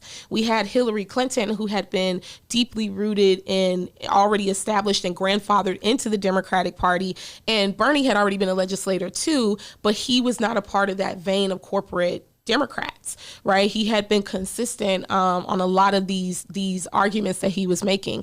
And he took an intersectional approach on how we need to be talking about climate change and environmental racism. Right? Like it's not, you can't talk about one without the other. And so in the same way, I would flip it and say the same way that Donald Trump activated a group of people who felt disenfranchised in this country and felt like their voices were not being heard, Bernie was activating his grassroots movement as well. So I don't know if it's just, I would say across the board in history, young people have been the rhythm and the heartbeat of any movement that gets passed in this country. Well, in Bernie's case, I would say he's articulating the same values that he had when he was a young person back in the late 50s, early 60s. He was at the University of Chicago taking part in protests against racial segregation. In many ways, he's still articulating, expressing those same values. Been extremely consistent. And that's why it's hard, for me to, because Elizabeth Warren, has been consistent since she's been in Congress as well and has passed some things that people may argue, like her pass of, being a Republican and, all of that history that comes along with that. I've been critical of Bernie as well, though. I think that as a Black woman currently living in America, he went to She the People Forum, and I wanted to hear more from his campaign, right? Like, how do we save Black mothers who are 3 to 4 times more likely to die during childbirth? And he didn't have a very specific response to that. Those are real life issues that we're looking at. It goes into the conversation of Medicare for all, right? Like, we have to broaden this conversation. And that's why I say that the Democratic Party has this identity crisis, because, who are we? Who are we fighting for? And how do we plan to transform through big ideas this country? And the crazy part about it is that the momentum is there. The groundswell is there. So it's just like, I'm like pulling my hair out like, Dems, get it together, because it's there. You can definitely feel it. Dems, get it together, man. I've been saying that for like 50 years, way before you were born. I know the feeling. All right, now there's a couple points that you made that I want to come back to and address. One of them has to do with an article that a friend of mine, Benji, if you're listening, shout out to Benji, sent this to me. It had to do with the fact that a significant number of Black voters in this country, Black Democrats, are with Biden. And there was a deep dive taken that Black voters tend to go with the establishment candidate, quote unquote. So, like, for instance, many Black voters went with Hillary in 2016, and many Black voters right now, at least in the polls, are with Joe Biden. Your thoughts on that? Do you think it's an exaggeration? Do you think it's a generational? What are some of the issues there? So I think it's both. I think it's an exaggeration. And one of the frustrations also is that the consultants that are in the Democratic Party, I'm sorry, they're garbage in the establishment Democratic Party. And they keep using these polls as a way to justify a lot of what they believe is the front runner or leader, right? And that was our fatal mistake in 2016. That was a fatal mistake because they were not polling an electorate of people who had never voted before. So there were places where Donald Trump expanded the electorate in some places. And I think on the flip side, you could talk about AOC. She expanded the electorate in certain places in her district. Ayanna Pressley, she's in Massachusetts 7. She expanded her electorate by 400% in some places. So the polls that were going out were inaccurate because they were polling people who were part of one pool of voters, but they didn't account for all the people who had never voted before or people who had skipped out on other primaries and were now changing their stances on things. So that's one thing. I think that we have to not lean all the way on those polls. The second thing is it is generational. Younger Black voters are not for Joe Biden. He does not represent what we see or how we want to see the country moving forward, especially not when you were the architect of the 94 crime bill. You will not get my vote. He is not the candidate that I want. Now, I know that we get to a place where whoever the Democratic nominee is, we have to think long and hard and be smart. Just about who we're voting for. But if we're in a primary and we have strong progressives like Sanders, like Warren, I think that they've been showing through both their small dollar donors, their crowd sizes, the policy platforms that they're putting forth, the coalitions that they're building. They are sitting in a place of coalition and movement building. And Joe Biden is sitting in an ancient, antiquated place where I think it will come out and we will be very shocked when the primaries happen. There was to this point, there was an article in the paper I saw the other day talking about older black voters, how they're being influenced by their children. I read the article, the children are saying, no, don't vote for Biden for X, Y, Z. Just what you said. It's your generation talking to my generation.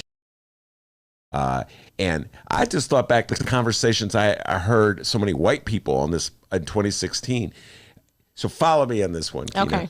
So my daughter's generation, your generation, would have a conversation, white kids would have a conversation with their parents, don't vote for Hillary. And because, she's Bernie's got the best programs. Bernie's talking about issues that are important to me. And the geezer generation of white people, I could say it because I am of that generation, would respond by saying, well, you don't understand. You don't understand. There's no way this country's ever going to elect Bernie Sanders. You got to be practical. You got to be pragmatic. They're not going to vote for a Bernie Sanders. They're only going to vote for Hillary. So older white people, their attitude was, these kids don't know what they're talking about. I'm doubling down on Hillary Clinton. In your humble opinion, do older black people have that same attitude? So I'm of a special demographic of voter, right? Black women. We are the most engaged voting bloc in the country. And what I will say is that politics in itself in Black households, particularly amongst Black women, is a kitchen table conversation. I remember when I had my first opportunity to vote, my mom was in the kitchen and she was like cooking and she's like, you have your ID ready for tomorrow because we're going to vote. Like, it's just like a ritual. I don't think that Black women are so stubborn that they're going to move, like they won't be moved to another a more progressive candidate. And Elizabeth Warren has been making those strides in a lot of those areas. So I think it's which demographic you're speaking to. I have found that, and this is just me anecdotally speaking, older Black men do typically stay with their candidate, who they want. That's an established candidate that, they know. I think Black women are swayed by policy and implementation. And if you're giving the best policy and implementation, they are more moved to vote for that candidate. So it is going to be interesting to see the exit polling of how all of this happens. But it is generational. And I think Joe Biden having that association with President Obama is reminiscent for a lot of people and nostalgic for a lot of people. But I think that with having Trump in the presidency, a lot more is at stake, and people are noticing that more and more. We saw it in primary elections like Stacey Abrams and Andrew Gillum running against, or Doug Jones running against Roy Moore. right? Where those were establishment people that they were running against. And in the case of Doug Jones, he won. Stacey Abrams and Andrew Gillum it wasn't the turnout that we wanted. So I think it's movable, but I hope that voters are going to be far more informed going to the polls this time. Well, there's this notion, and this is something else following up, and you said there's a notion on the part of many strategists in the Democratic Party that if we push too hard on the values and issues that, let's say, Bernie Sanders or Elizabeth Warren are championing openly, we're going to alienate and turn off swing voters. So don't push too hard on that. In fact, Rahm Emanuel, the advice he gave was during the last debate. He gives horrible advice. That's why he's not in office right now. So listening to him, taking his own advice. Yeah. Don't go too hard. You're going to turn off the middle voters. Well, Take a chill pill, man. Oh, sorry. Well, my background is in being a coalition built around single payer Medicare for all. And so many people make the argument that the Medicare for all is just too to the left and people won't buy into that. Well, actually, it polls really well amongst Democratic voters and amongst people in the country. And that's why you see Democratic candidates say Medicare for some. Medicare for America, they'll make it a different variation of Medicare for all because they know that it polls really well. I don't think it's too extreme to say housing is a human right, healthcare is a human right. We are $1.5 trillion stuck in student loan debt. We should make public colleges free for students. That we should be implementing police accountability across this country, right? Those things are not extreme stances. I think that that's just a play out of the GOP handbook that unfortunately moderate Democrats have taken on, and it's infected our party, in my opinion. You're definitely against you are definitely we're going in a different direction from the conventional wisdom. Everything you just say, I agree with you on that one, but you're definitely going against conventional wisdom. Let's break it. Come a little get a local issue here.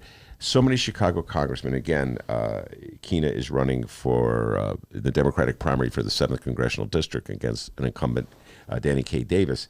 But so many congressmen in Chicago look the other way at local issues. So we're in the precipice of a teacher strike. I hope they cut a deal, but it looks as though there's going to be a strike. And the traditional Democratic congressional attitude is look the other way.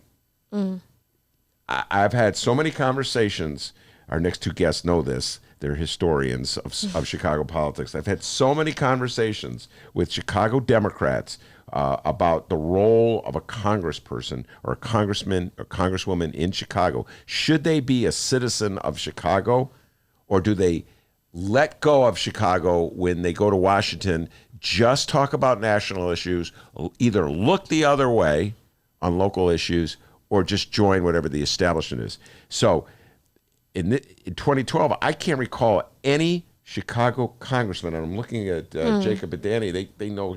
I can't recall any Chicago congressman who stood with the teachers in 2012. I don't recall any who actually stood with the I know Jesse Jackson stood with the teachers. I know Nick Spazzato stood with the teachers. I don't know any right now. I don't know. Yeah. So who is it right now? You're running for office. Are you gonna just stay out of it? Go, well, it's not my issue, or what's your position about the pending teacher strike? So this is extremely important, right? Because when we talk about me running for federal office, it's you going to legislate on comprehensive issues across this country. And when we talk about the public education system, there's so many layers of when we talk about crime, when we talk about environmental justice, once again, and when we talk about the success of our students and how we're preparing them, you have to take a stand. So in full transparency, my mother is a member of SEIU Local 73. Oh, I did not know that. My father is a 30-year dues-paying member of Teamster Local 743. I come from a union household. On top of that, I am the only insurgent candidate or pretty much the only candidate that's running in this Illinois 7th race who graduated from a CPS school. So I can speak to these issues, and I can't stand on the sidelines about this.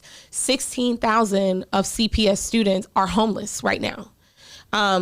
I think Chicago Teachers Union taking the stance of we want smaller class sizes, we need fair contracts, we have to take a decarceral approach of the prison to school to prison pipeline, take the resource officers out, give us school counselors, give us librarians, give us social workers. Why are we having this discussion and why are we gridlocked, right? And so what I will say is that Lori Lightfoot has inherited a mess from Rahm Emanuel. That's what I will say as well. Nevertheless, a solution has to happen because we can't continue to have another decade of what has happened in the city of Chicago around the Chicago public school system. Out of the 50 schools that were shut down, which was the largest public school shutdown in American history in Chicago, 28 of them were in the district that I'm running in. And they were Black and brown communities. Right. And so and they were Black and brown namesake schools like Emmett Till. So this is important because now we don't just have abandoned buildings and vacant lots. We have abandoned schools sitting in our neighborhoods. And this is the city budget is the moral compass. Any budget is the moral compass of a country or a city. And we know that there has been a divestment in education and an investment in policing in the city, particularly in the communities that have been hardest hit. So I have sat with members of CTU. A good chunk of my district are teachers. So they are coming to us with their concerns. And this is not just a fight for Chicago public school students.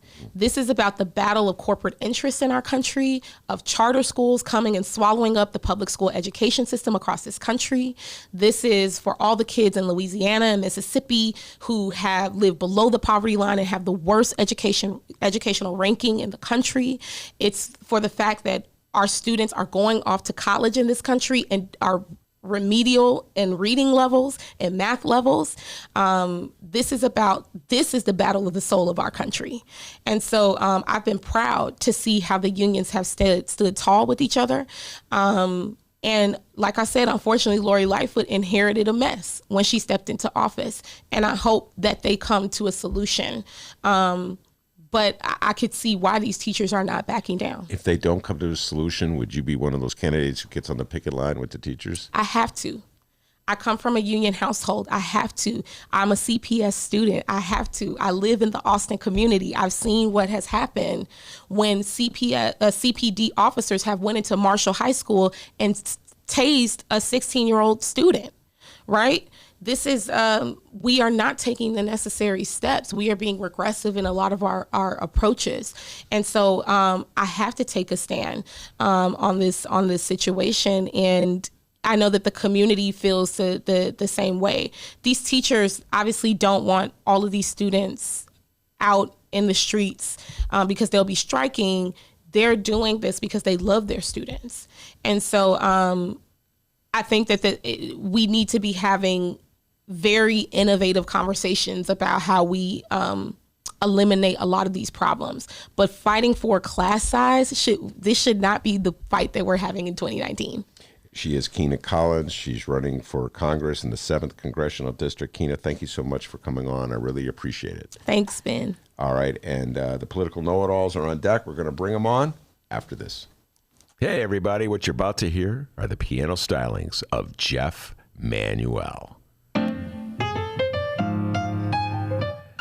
Man, listen to Jeff go. Jeff Manuel has been playing piano around Chicago for years. He's played for conventions, for celebrities, played in basement bars with blues bands. He's played at prestigious social clubs, fine restaurants, and in the intimacy of private homes. Book Jeff Manuel at jeffemanuelpianist.com. Don't worry, I'll spell his name at the end of this commercial. You know what Chicago Magazine said? They said that Jeff Manuel is, quote, as comfortable with Chopin as he is with Cole Porter. He's excellent and his performance is joyous. He offers an elegant stream of compositions and interpretations that entertains the mind but won't hurt the ears. To hear more of Jeff Manuel's work and to book Jeff for your next event, go to jeffmanuelpianist.com. I'm going to spell it out for you, people. Jeff, M as in Mary, A, N as in Nancy, UELPIANIST.com. Take it away, Jeff Manuel.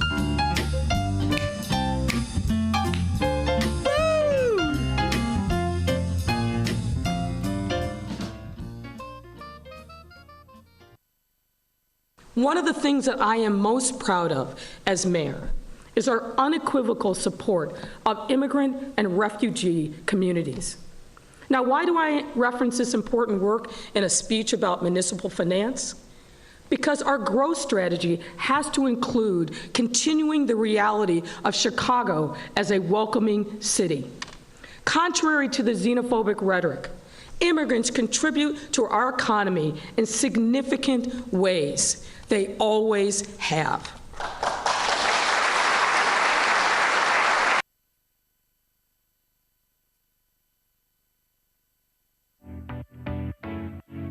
Attention Chicago innovators and creators, 2019 Chicago Ideas Week is coming soon. October 12th through the 17th, this annual Ideas Festival is back, and it's the largest, most affordable Ideas Festival of its kind. They bring in hundreds of thought leaders from around the globe and some local to share ideas and spark action all across Chicago. To get a better idea of what to expect, here's a bit of audio from last year's Chicago Ideas Week with special guest and Chicago comedian Hannibal Buress. The real reason I came home is just because I was traveling a lot anyway. I wasn't in New York that much, and I don't have a full-time job in New York. I work a lot, but I'm not in New York, so it was just like I don't need to be here anymore. And also I just wanted to work on different stuff here in Chicago. So I have this center that I'm working on the west side, Melvina Masterminds. It's going to be arts and then a tech program and after school programming for kids in the North Austin area. So just wanted to be back. There we go.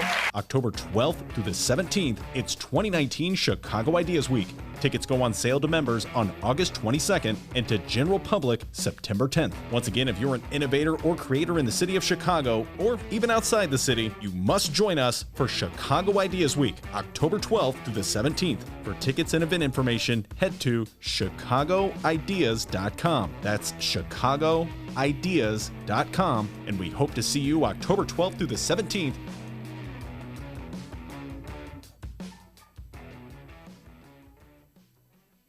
All right, everybody. Today's Ben Joravsky Show was brought to you in part by Green Element Resale. They're located at 6241 North Broadway in Chicago, and people, they are amazing.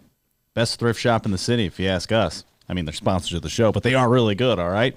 Monday through Saturday, 11 a.m. until 7 p.m. Sunday, 12 until 7 p.m. And you can find more information about them at greenelementresale.com. I'm on greenelementresale.com, in fact, myself here, and I'm just looking through. They had a lot of pictures of what they have featured at Green Element Resale. I'm just looking around here, seeing what I see as I look through the pictures. Oh, we got books. Let's see. Let me read what book we got here. One of the books available, Confrontation, it's called. What's it about? I don't know. You're going to have to go to Green Element Resale and find out what it is. It's Green Element Resale. Books, lamps, clothes, antiques, furniture, you name it, they got it. It's Green Element Resale, 6241 North Broadway, right between Devon and Granville. And you can learn more about them at greenelementresale.com. Welcome back to the Ben Joravsky Show, live from the Chicago Sun-Times. Kina Collins has left the studio, but Dan Pogorzelski and Jacob Kaplan, the political know-it-alls, are in the studio. We just did a Facebook Live thing, right, D? That's correct. That's correct. Any updates, D, before I turn it over to the young men here? Hey, just make sure you check out our Benny J bonus interviews. We, like every weekend, we have a lot of interviews planned here. Saturday, Sunday, and Monday, a bonus interview for you to download, 6 a.m. on Saturday and Sunday, 5 a.m. on Monday. And one of those guests includes the Chicago Teachers Union Vice President, Stacey Davis Gates. She's coming in studio here after today's show. a lot to talk with her about here in regards to the CTU strike. So make sure you check out our Benny J bonus interviews this weekend. It's down of YouTubers who are watching live right now, especially George. We got a new guy named George on the YouTube. And I don't think you want to wave at him. He's kind of a troll. But he's George. Wave at you anyway, man. Hey, paid customer, George. So, George, hey, man, download these Benny J bonus interviews. Wait, when you say he's a troll, is he a troll of the I love Donald Trump persuasion or a troll of the I love Rom persuasion? He's just one of these guys who's like watching and like, oh, this is awful. Like, well, dude, why are you watching? We love you anyway. This sucks. Hey, man, as long as he's watching, who cares what he says? This is horrible. It's like Friday. He's doing like things he hates. I had a question, guys. I heard this rumor. I don't know if it was true, so I figured I might as well ask you guys on the air. So I had heard that Ken Griffin had bought the renaming rights for the Ben Joravsky show. Yeah, right. It's going to cost the other $125 million. Yeah. It costs more than $125 million, my friend. Yeah. I got a price, but it's a lot higher than the Museum of Science and Industry. Those Benny J bonus interviews are downloadable only, all right? Chicago.suntimes.com, chicagoreader.com, and wherever else you download your favorite podcast. Subscribe. All right, very good. Yes, indeed. It costs a lot more than $125. Man, they just... All right, you raised it. I think it's... I can't even get the words out. I think it's a disgrace, actually, that the Museum of Science Industry would sell its name for $125 million. If you're going to sell your soul, it's got to be more than $125 million. That's number one. But number two, don't sell your soul. I don't understand. What happened to modesty and donations? Like a lot of the people that funded the museum from the beginning, they didn't need to have their name on the building. Absolutely. Actually, that's a great point, because I thought in particular, because of the history where Julius Rosenwald, this is somebody who done so much good for our country, not just about here in Chicago. He was one of the founders of Sears. This is somebody who helped found schools for African-American children in the South. You're talking about someone who had done amazing things. And this man refused to have it named after him. And so to have a Johnny come lately, just say, hey, I'm going to cut you a check for $125 million, that's what I found particularly galling. Because I don't know if $125 million cuts it, and especially given what Julius Rosenwald did with that. So I don't know if you're familiar, but that was the formerly Palace of Fine Arts. The building was crumbling after the 1893 fair. And so it was one of the few buildings that was left from what was called the White City, right? It was grand. People had these amazing visions of what Chicago is because of the ornate buildings that you had all over the Jackson Park area for this. And it was crumbling. And out of his own pocket, Julius Rosenwald decided, you know what? In Germany, where his ancestry was from, they had a lot of, still to this day, right? When you think of industrial infrastructure, right? Germany typically is ahead of the curve. And they had a museum of science and industries. Like, we should have something like this in Chicago. It's the city of broad shoulders. It makes sense. And in his modesty, he refused to have it named after him. And so that's definitely something that I think is worth bringing up in this situation. Well, we were talking about this earlier. Jacob, get your thoughts on this. Ramana Hussein, who's does the show every Friday, was saying that in her opinion, Chicagoans will not call it the Griffin Museum. They'll still call it the Museum of Science and Industry. I agree. You think that if history's any guide, yeah. I think as time goes on, not our generation, but like 100 years from now, I wouldn't be surprised if people will call it the Griffin Museum. Yeah. Well, I won't be around to hear it then. I won't be upset by it. You're not getting frozen? No, I'm not going to get frozen. Even then, I still won't be listening. All right, now, this is a trivia question of sorts. And I did not know, when we were talking to Romana, she was talking about the Sears Tower and the Willis. It's now Willis Tower. I said, wasn't there another transaction? So it's not even Willis Tower anymore? Or did I have that wrong? Am I forgetting? Are you thinking maybe because the cellular field, right? So the White Sox. No, I know the White Sox. That became guaranteed. Or the John Hancock building being renamed. Is it the John Hancock building they got renamed? Yeah, I forget what the story is. I can't even remember what they renamed that. So it's really hard to get upset, I guess, about corporate names of buildings that are just constantly being sold naming rights. Although I have a hard time calling it the Sears Tower anything other than the Sears Tower. Because it's always like in New York, is the Empire State Building going to be renamed? Would they go for that? I mean, come on. There's certain buildings that are iconic. Yeah. Now Empire State Building is a generic name. It's the Empire State, hence the name, the Empire. But I'm sure there's people that are drooling over having their name on that. Yeah. I'm sure that's been proposed many times. I would not change the Empire State Building at all. Yeah. For any name. One of the things that really comes to mind to me. So both both Jacob and we started out with now Senator Martwick, and I remember Former state representative Martwick, that's right. And I remember, obviously our job was to advance for him in certain events, and especially when you're talking about local politics, it's uber local, right? So we would go to corned beef and cabbages that were organized by, local parishes like Our Lady of Victory or the Jefferson Park Congregational Church. And something similar come up. I don't remember exactly what the scenario was, but I remember Senator Martwick's like, it's a shame because you see these people who are working at these like holy name societies, these corned beef and cabbage events, and here they are. These are people that, if you're looking at the percentage of their income, they are giving a lot more to their local charity, to their local school, to the local team that they have, Little League, everything. A much higher percentage of their income is going to that. Additionally, they're in there, and every moment that they're not at work, they're there trying to help the local parish, the local school council, and these people get nothing. Yeah. But because somebody has a couple more zeros next to their name, that just seems so unfair by its nature. I mean, what percentage of his income? I don't know. It? I could do I will do the math. We joked about this before. I was trying to figure out what percentage of his income, of Ken Griffin's income, does 125 million represent, and then figure out what that would represent out of my income, and see if I would be willing to give that to Science and Industry Museum to call it the Ben Joravsky Science and Museum. Which if I gave them money, I wouldn't want the museum named after him. By the way, you mentioned Senator Martwick, and we've been talking about this earlier. I'd love to get your thoughts on this one. John Arena, I thought he was going to replace, this is how I'm never on the inside of anything, Jacob Kaplan. Okay, follow me on this, folks. This is really a little deep dive here in Chicago politics. Robert Martwick on the show many times. Danny used to work for him. I did too. Jacob did too. Did not know that. Yes. If I did it, I forgot. I ran his campaign in 2012 for state rep, his first one. If I probably knew that and forgot it. Yeah. Can you believe you won with both of us on that? I know, right? So Martwick's, there was a vacancy. John Morrow left the state senate. He became, I believe, a judge. So there's a vacancy, and it had the way these vacancies are filled in Cook County or in Chicago.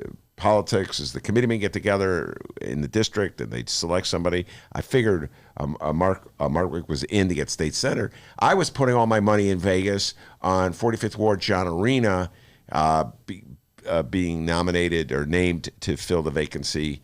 It didn't happen.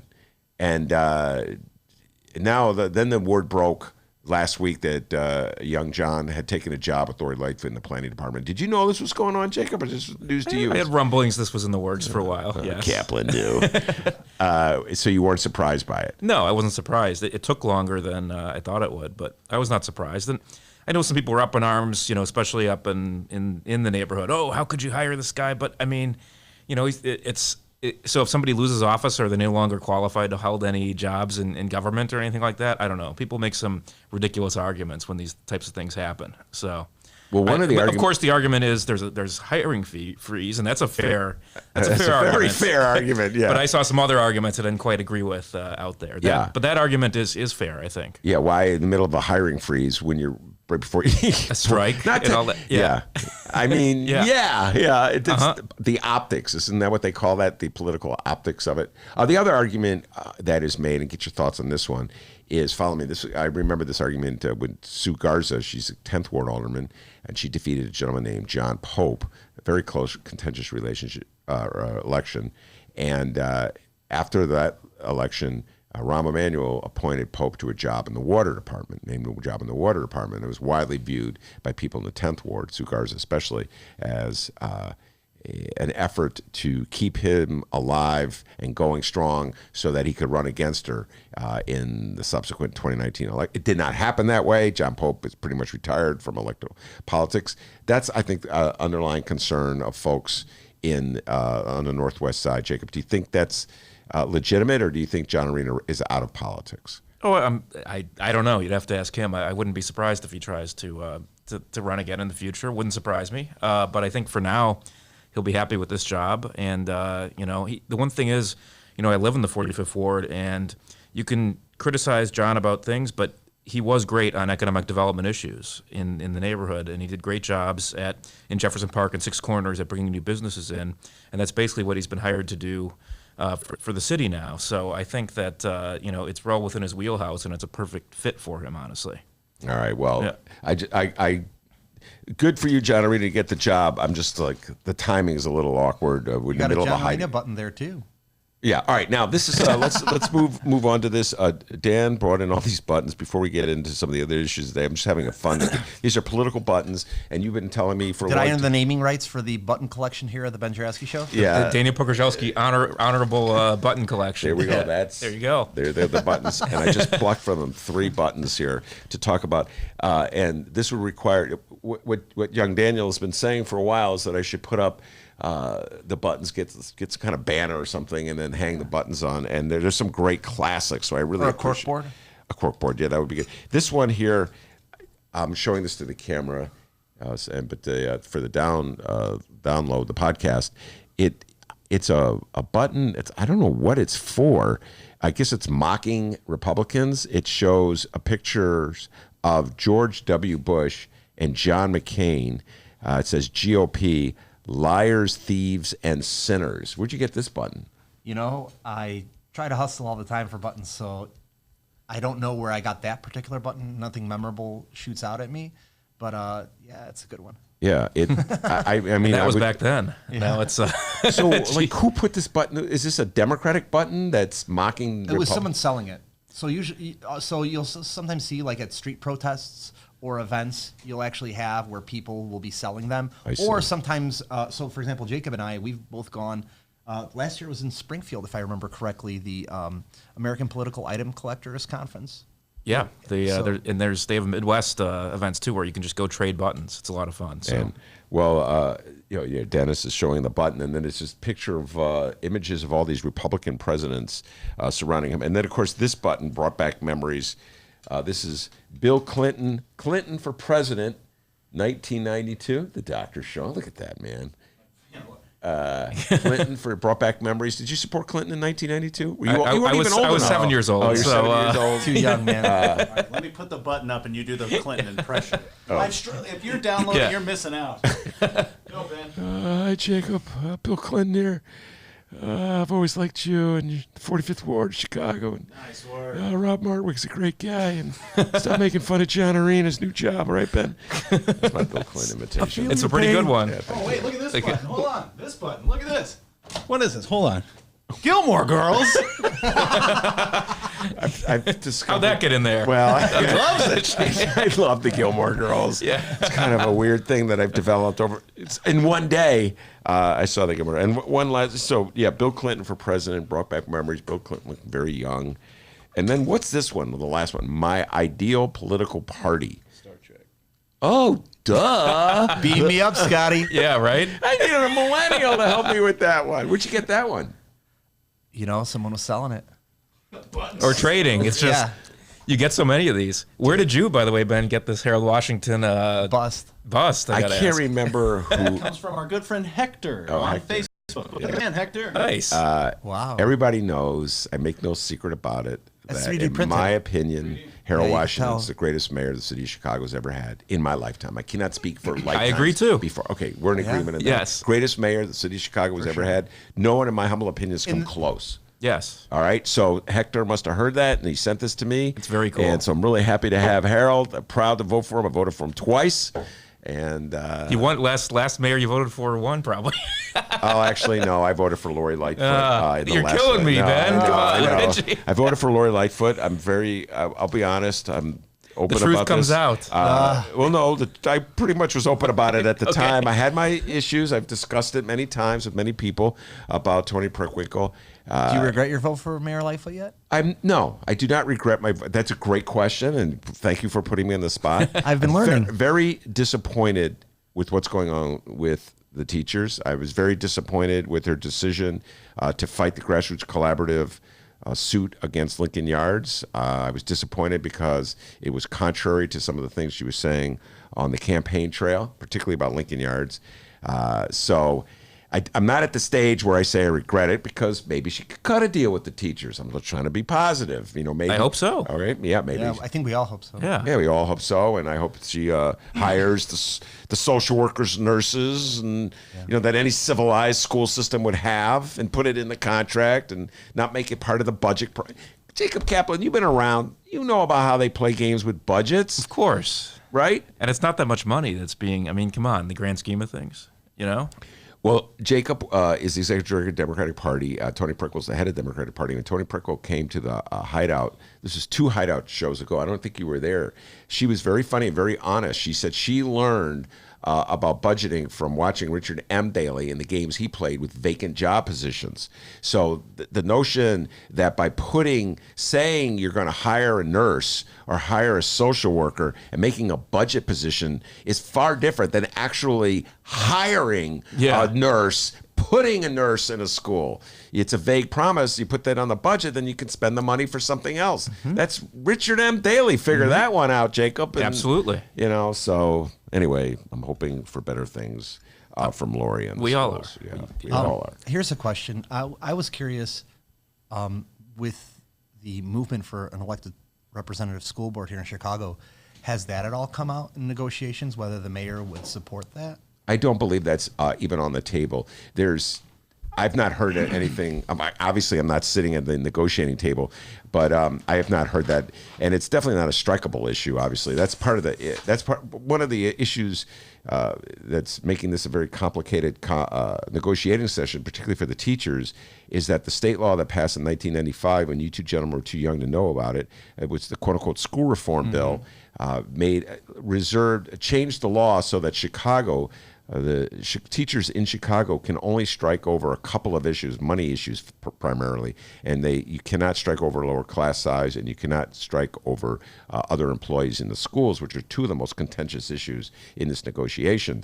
So the teachers are kind of in a box there. You know what I'm saying? Like the issue that's really driving them is the notion of not having enough nurses, social workers, etc., and class size, but they can't technically strike over that. That would be illegal. And Mayor Lightfoot could then counter with a lawsuit, go to court, get an injunction, hit the union with fines, maybe throw Stacey Davis Gates into jail, or Jesse Sharkey into jail. Was the last time that a Chicago union leader was thrown into jail, was that with Gene Byrne and the fire department? Has it happened since then? I don't believe, but there were firefighters thrown in. There are still firefighters on the force. You guys must know this. Who remember? Oh yeah. It was a big deal. Big deal. Bitterly. Yeah. You guys weren't even born yet, but they remember bitterly the replacements that came in, and there's still some firefighters to remember that. I think that's the last time it happened in 1980. The firefighter strike. Because Richard J. famously would not allow for a union, right, with the police officers. So that was the police officer union. Well, he had all these handshake agreements. He made sure that there was never a strike when he was mayor. Well, that was when we had Pete Cunningham who came in the studio, and he was a speechwriter for Richard M. Daley, and he's a good friend of Rahm Emanuel's, and he's way more the center than I am. And he was pointing out that Richard M. Daley's attitude toward unions is, why make them the enemy? And he was always trying to cut a deal, make him the friend. And that was very much, and he was very proud of the fact there were no teacher strikes on his watch. I've mixed feelings about that attitude, but Jacob Kaplan, what's your thoughts about the attitude of a mayor?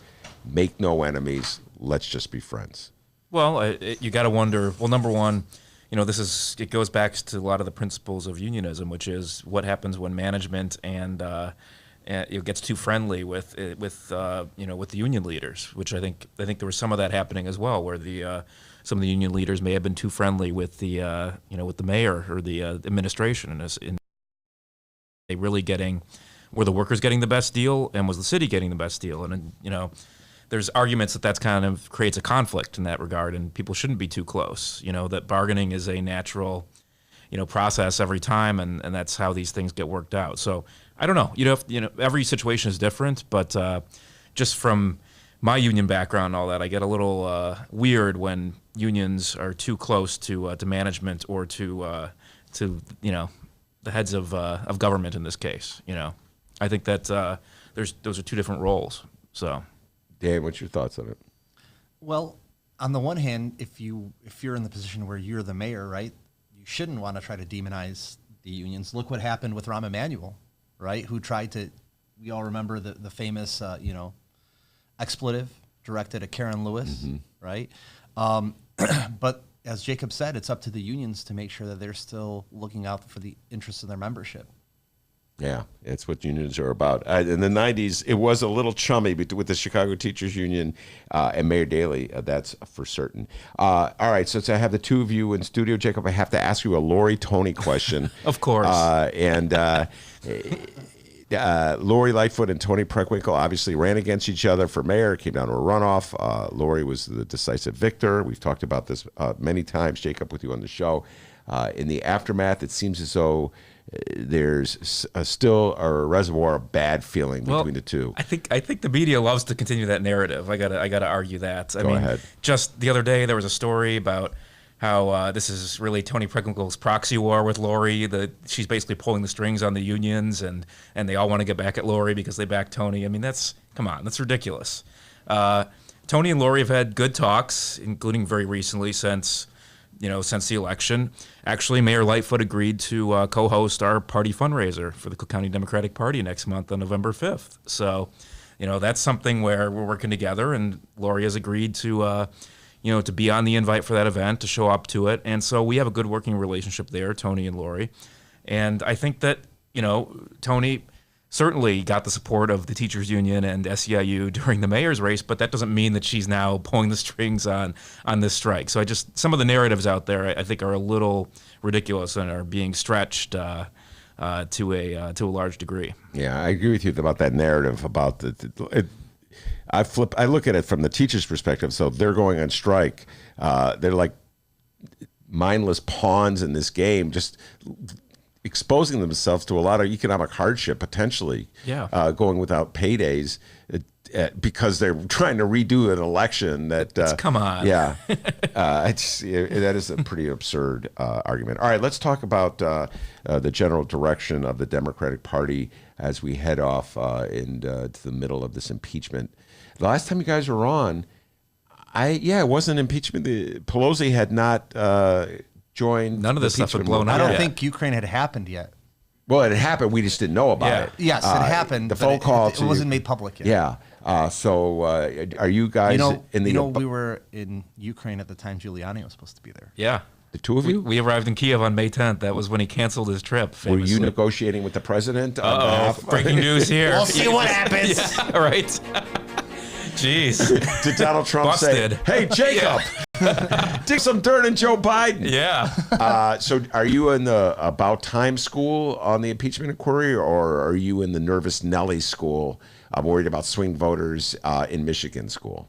I'm always nervous about those things, let's be honest. But I was for impeachment, at least impeachment hearings before, but this has just solidified it. I mean, you look at what's coming out and the president not even needing to hide anything. I mean, he says it out in the open. He wants China and Ukraine's help to investigate Joe Biden.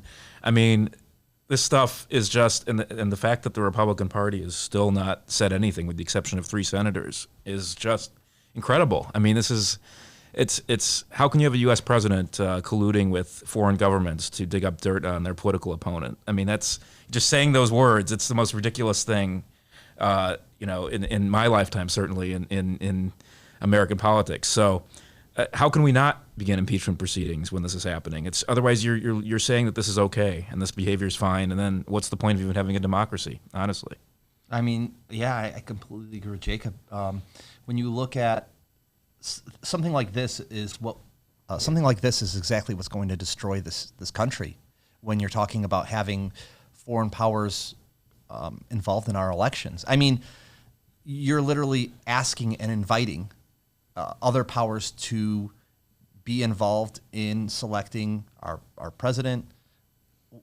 If that's not impeachable, what is?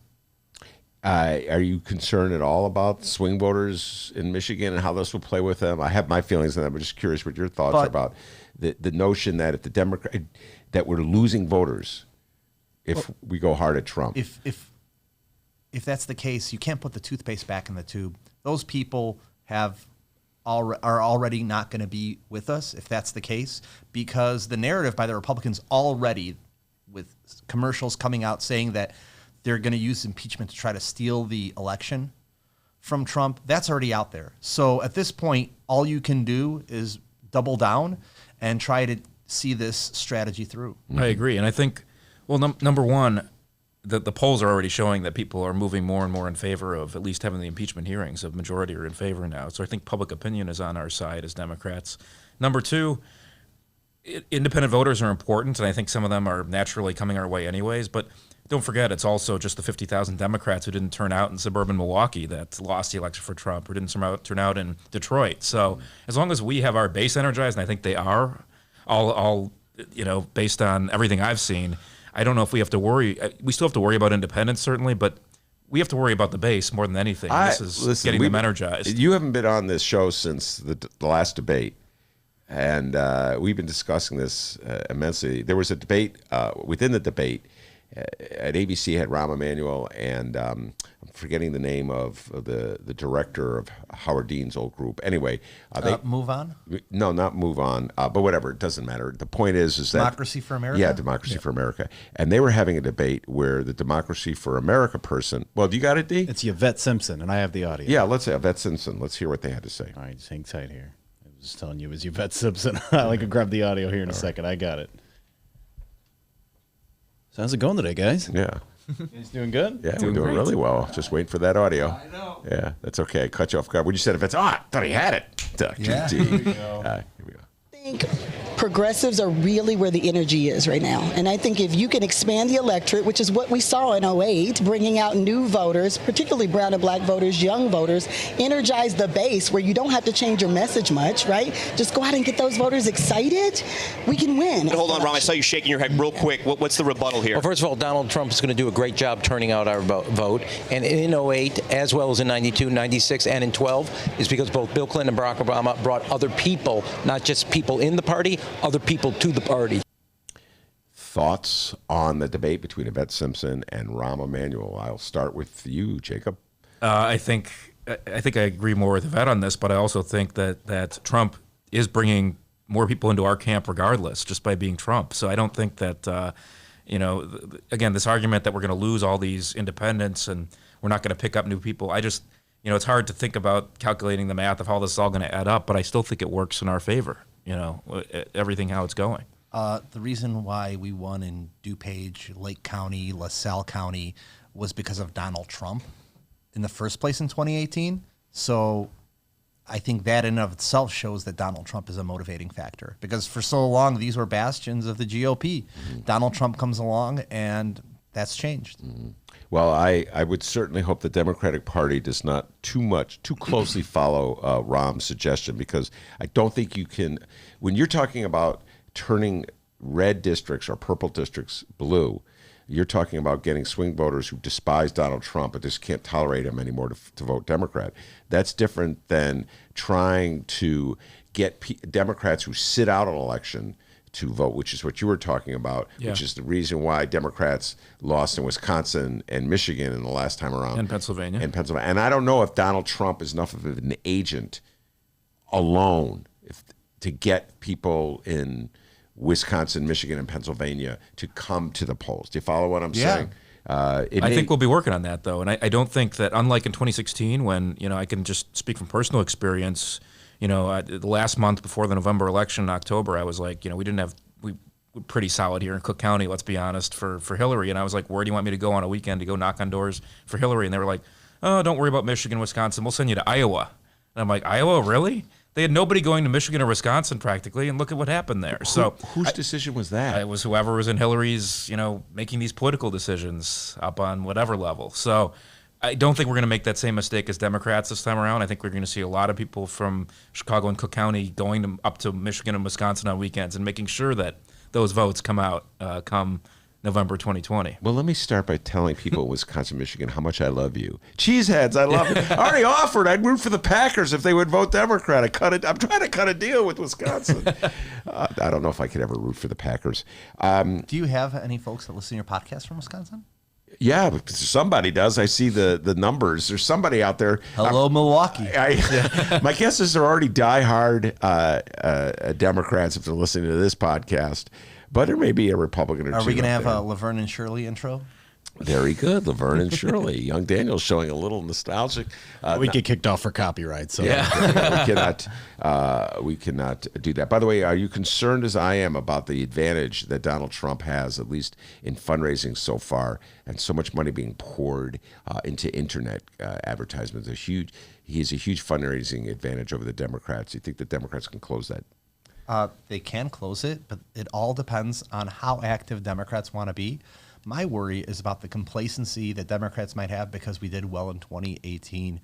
And in 2020, it's a different ballgame because it's a different ballgame in every election. So one of the things I actually had come on here wanting to rant a bit about was it's petition collecting season. And so, if you want to see somebody on the ballot, whether it's for president, for Senate, or for any of the local positions, which are extremely important because of the fact that making sure that you have folks down the ballot is how we can get people to have local turnout, right? And so I've actually been out, over the past few weeks, as Jacob has as well, and many others, going, hey, knock on their door. Hi, I'm here for the Democrats. I'm trying to get Democratic candidates on the ballot. And then you get answers like, oh, that's really great. I'm not going to sign right now because I don't know who these people are that you're collecting for.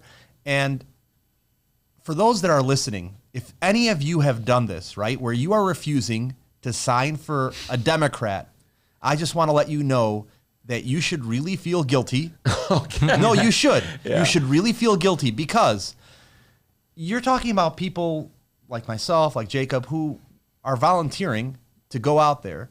And if you're thinking to yourself, like, I'm not going to sign, but I wish you luck.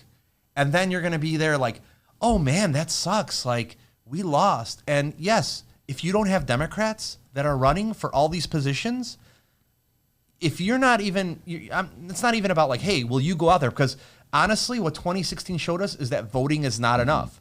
You can't compete with these high dollars unless you get active. So if you didn't knock on doors, if you didn't call people, if you didn't do that, if 2016 wasn't enough, you better be doing more if you don't want to see the same outcome happen.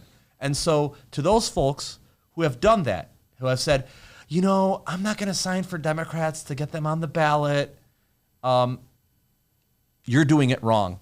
And we need to make sure that we get as many Democrats in as many positions.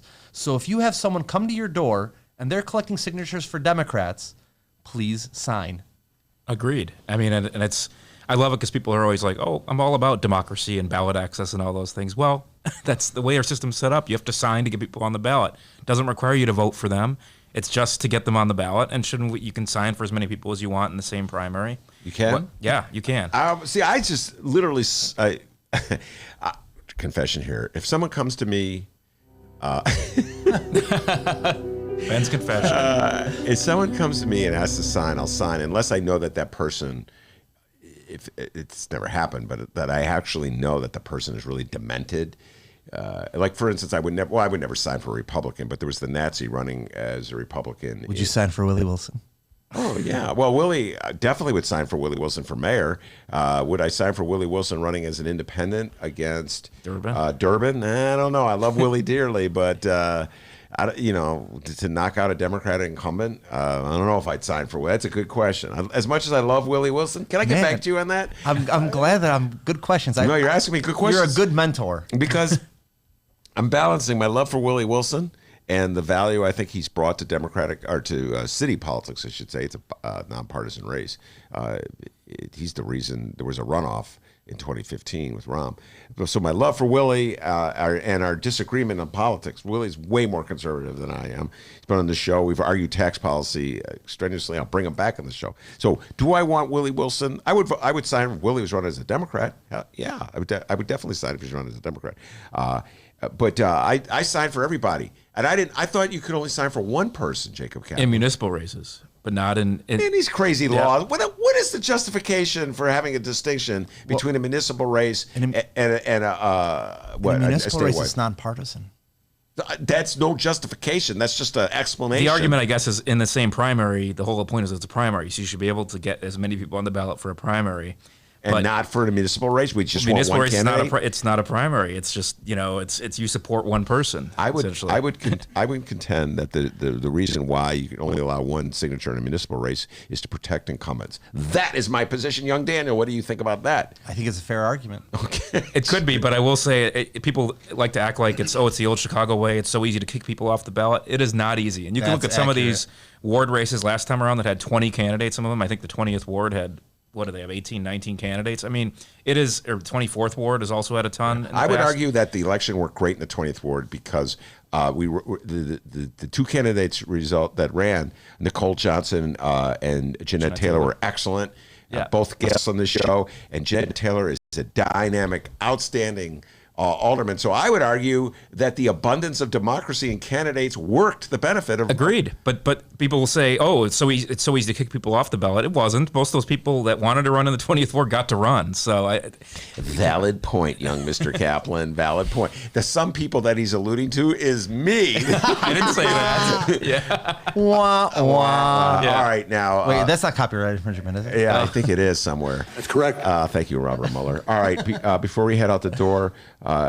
Dan, you alerted me to a story, an excellent story in the New York Times, which I would not have seen because I read the paper, and this came out on the internet. It hasn't hit the paper. I think it's probably a Sunday exclusive. Young Daniel, tell people what this story is about. I urge folks to read it. The name of the article is "We Were Wiped Out. New Yorkers Preyed on Chicago Cabbies," and it talks about how basically a small pool of investors gamed the system here in Chicago because of the fact that we had medallions that were significantly lower than what people were expected to pay in New York City. And I believe the article actually ties in with the Daley family, where you had in Moscow Patrick Daley. Of course, ties into Moscow too, right? I know, right? Yeah. Everything comes together. Patrick Daley being the son of former Mayor Richard M. Daley. Go ahead. Correct. Yeah, and he had met with a gentleman that was involved somehow in finance, and during that conversation, he let this investor know that you had a situation where in Chicago, these medallions in the taxi cab industry was ripe for something, ripe for this kind of situation where you could come in and try to get that value up. And the net result has been, when you look at the taxi cab industry, is it's often been one of the ways that immigrant communities and immigrants can work their butts off and try to provide a reasonable middle class lifestyle. And the stories that are brought up here are how the subsequent collapse after this New York infused asset bubble, raised these prices, left industry devastated. And of course, though, I'm sure that Uber and Lyft are a big part of why that industry is devastated too. And I think, I don't know if the article talks about it. I haven't read it yet, to be honest, but I would assume that the medallion prices have also plummeted, and their worth is gone way down since Uber and Lyft are so popular and used here now. So, but it is crazy just the tie-ins between the Daleys and the medallion industry. You'll remember that this also asset appreciation happened most of it happened while Richard M. Daley was mayor. Yeah, the Uber and Lyft connection was not a heavy point in the article. I don't even know if they touched upon it. They did talk about it because that is what popped the bubble. But yeah. If you look at it, the appreciation still was dramatically higher before that. Absolutely, and it really talked. It was a great expose about the wheelings and dealings that can occur in the city of Chicago when powerful interests have access to powerful politicians. Can I read a fragment of it? Mm-hmm. The most ambitious expansion targeted Chicago, home of the nation's second largest cab industry, a New York Times investigation found. New Yorkers eventually bought almost half the city's medallions, records show. Some adopted an especially aggressive approach, according to documents and interviews. First, they purchased medallions at bargain rates and established big fleets of cabs. Then they pumped up medallion prices. Finally, they sold their medallions to their drivers and to rival fleet operators just before the collapse. Yeah. The incursion created extraordinary wealth for a small number of New Yorkers. One New Yorker's network of companies bought $30 million of Chicago medallions and later sold them for $185 million. He purchased 8 homes, including a house in one of the most elite neighborhoods in the Hamptons, records show. Another who made millions in both cities opened a polo club near his 10-acre estate in New Jersey. They used us to get rich, said Dimitrios Menelotsis, 52, a Chicago cab driver from Greece. Yeah, no, that's very well done. First of all, very good radio voice, and Yeah. Daniel. It's all those weddings he's been officiating that he's getting better at it. But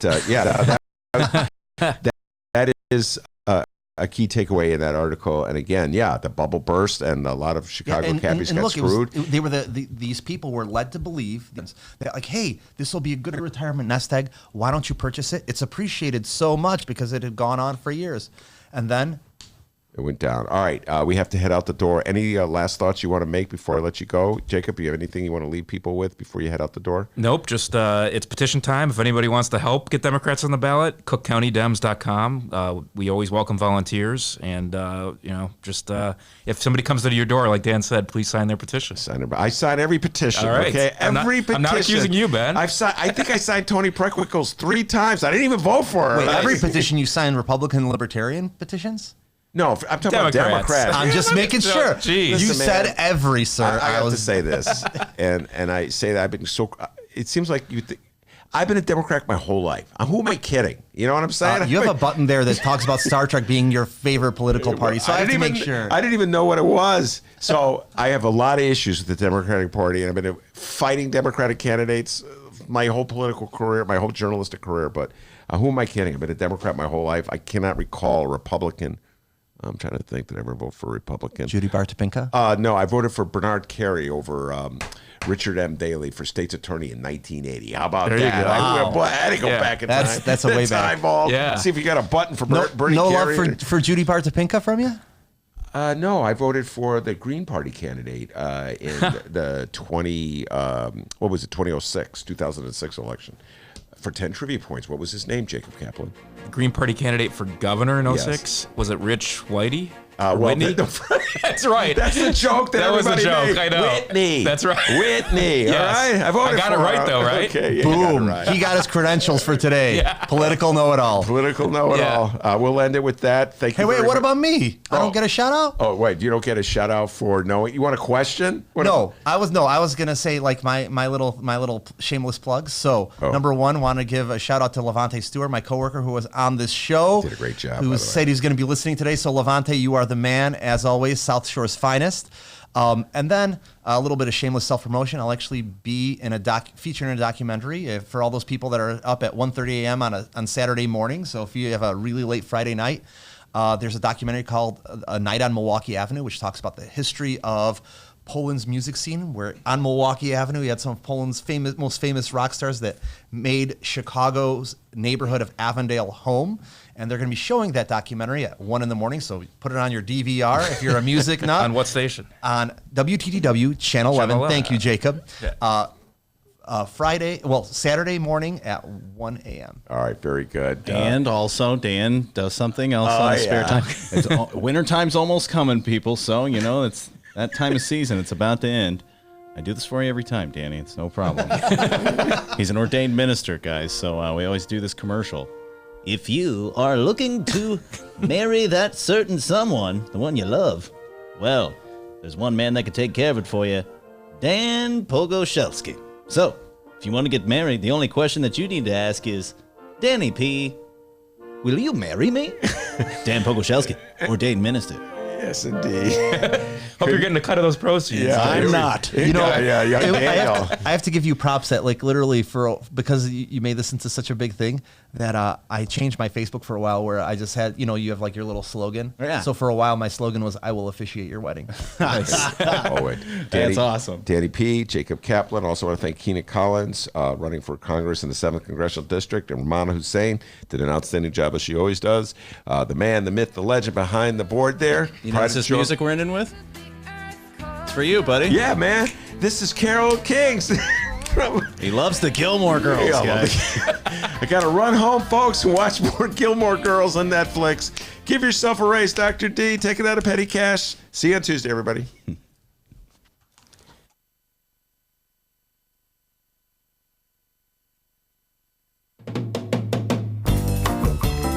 And remember, you can download previous Ben Joravsky shows and Benny J bonus interviews, like this weekend's Benny J bonus interviews, at both Chicago Sun-Times and Chicago Reader websites, chicago.suntimes.com, chicagoreader.com, and wherever else you download your favorite podcasts. And speaking of the Benny J bonus interviews, here's a recap of what's going on this weekend. It's all things Trump and impeachment with ace attorney, legal Jim Coogan. We got a Bernie Sanders update special with our good friend Miles Kampf-Lassin of In These Times magazines, and one Micah Utrick of Jacobin magazine, and two CTU strike specials with Stacey Davis Gates, the vice president of the Chicago Teachers Union, and Andrea Parker. Go check them out. Downloadable to both Chicago Sun-Times and Chicago Reader websites. This weekend's Benny J bonus interviews at Benny J Show on Facebook and Twitter. We'll see you Tuesday.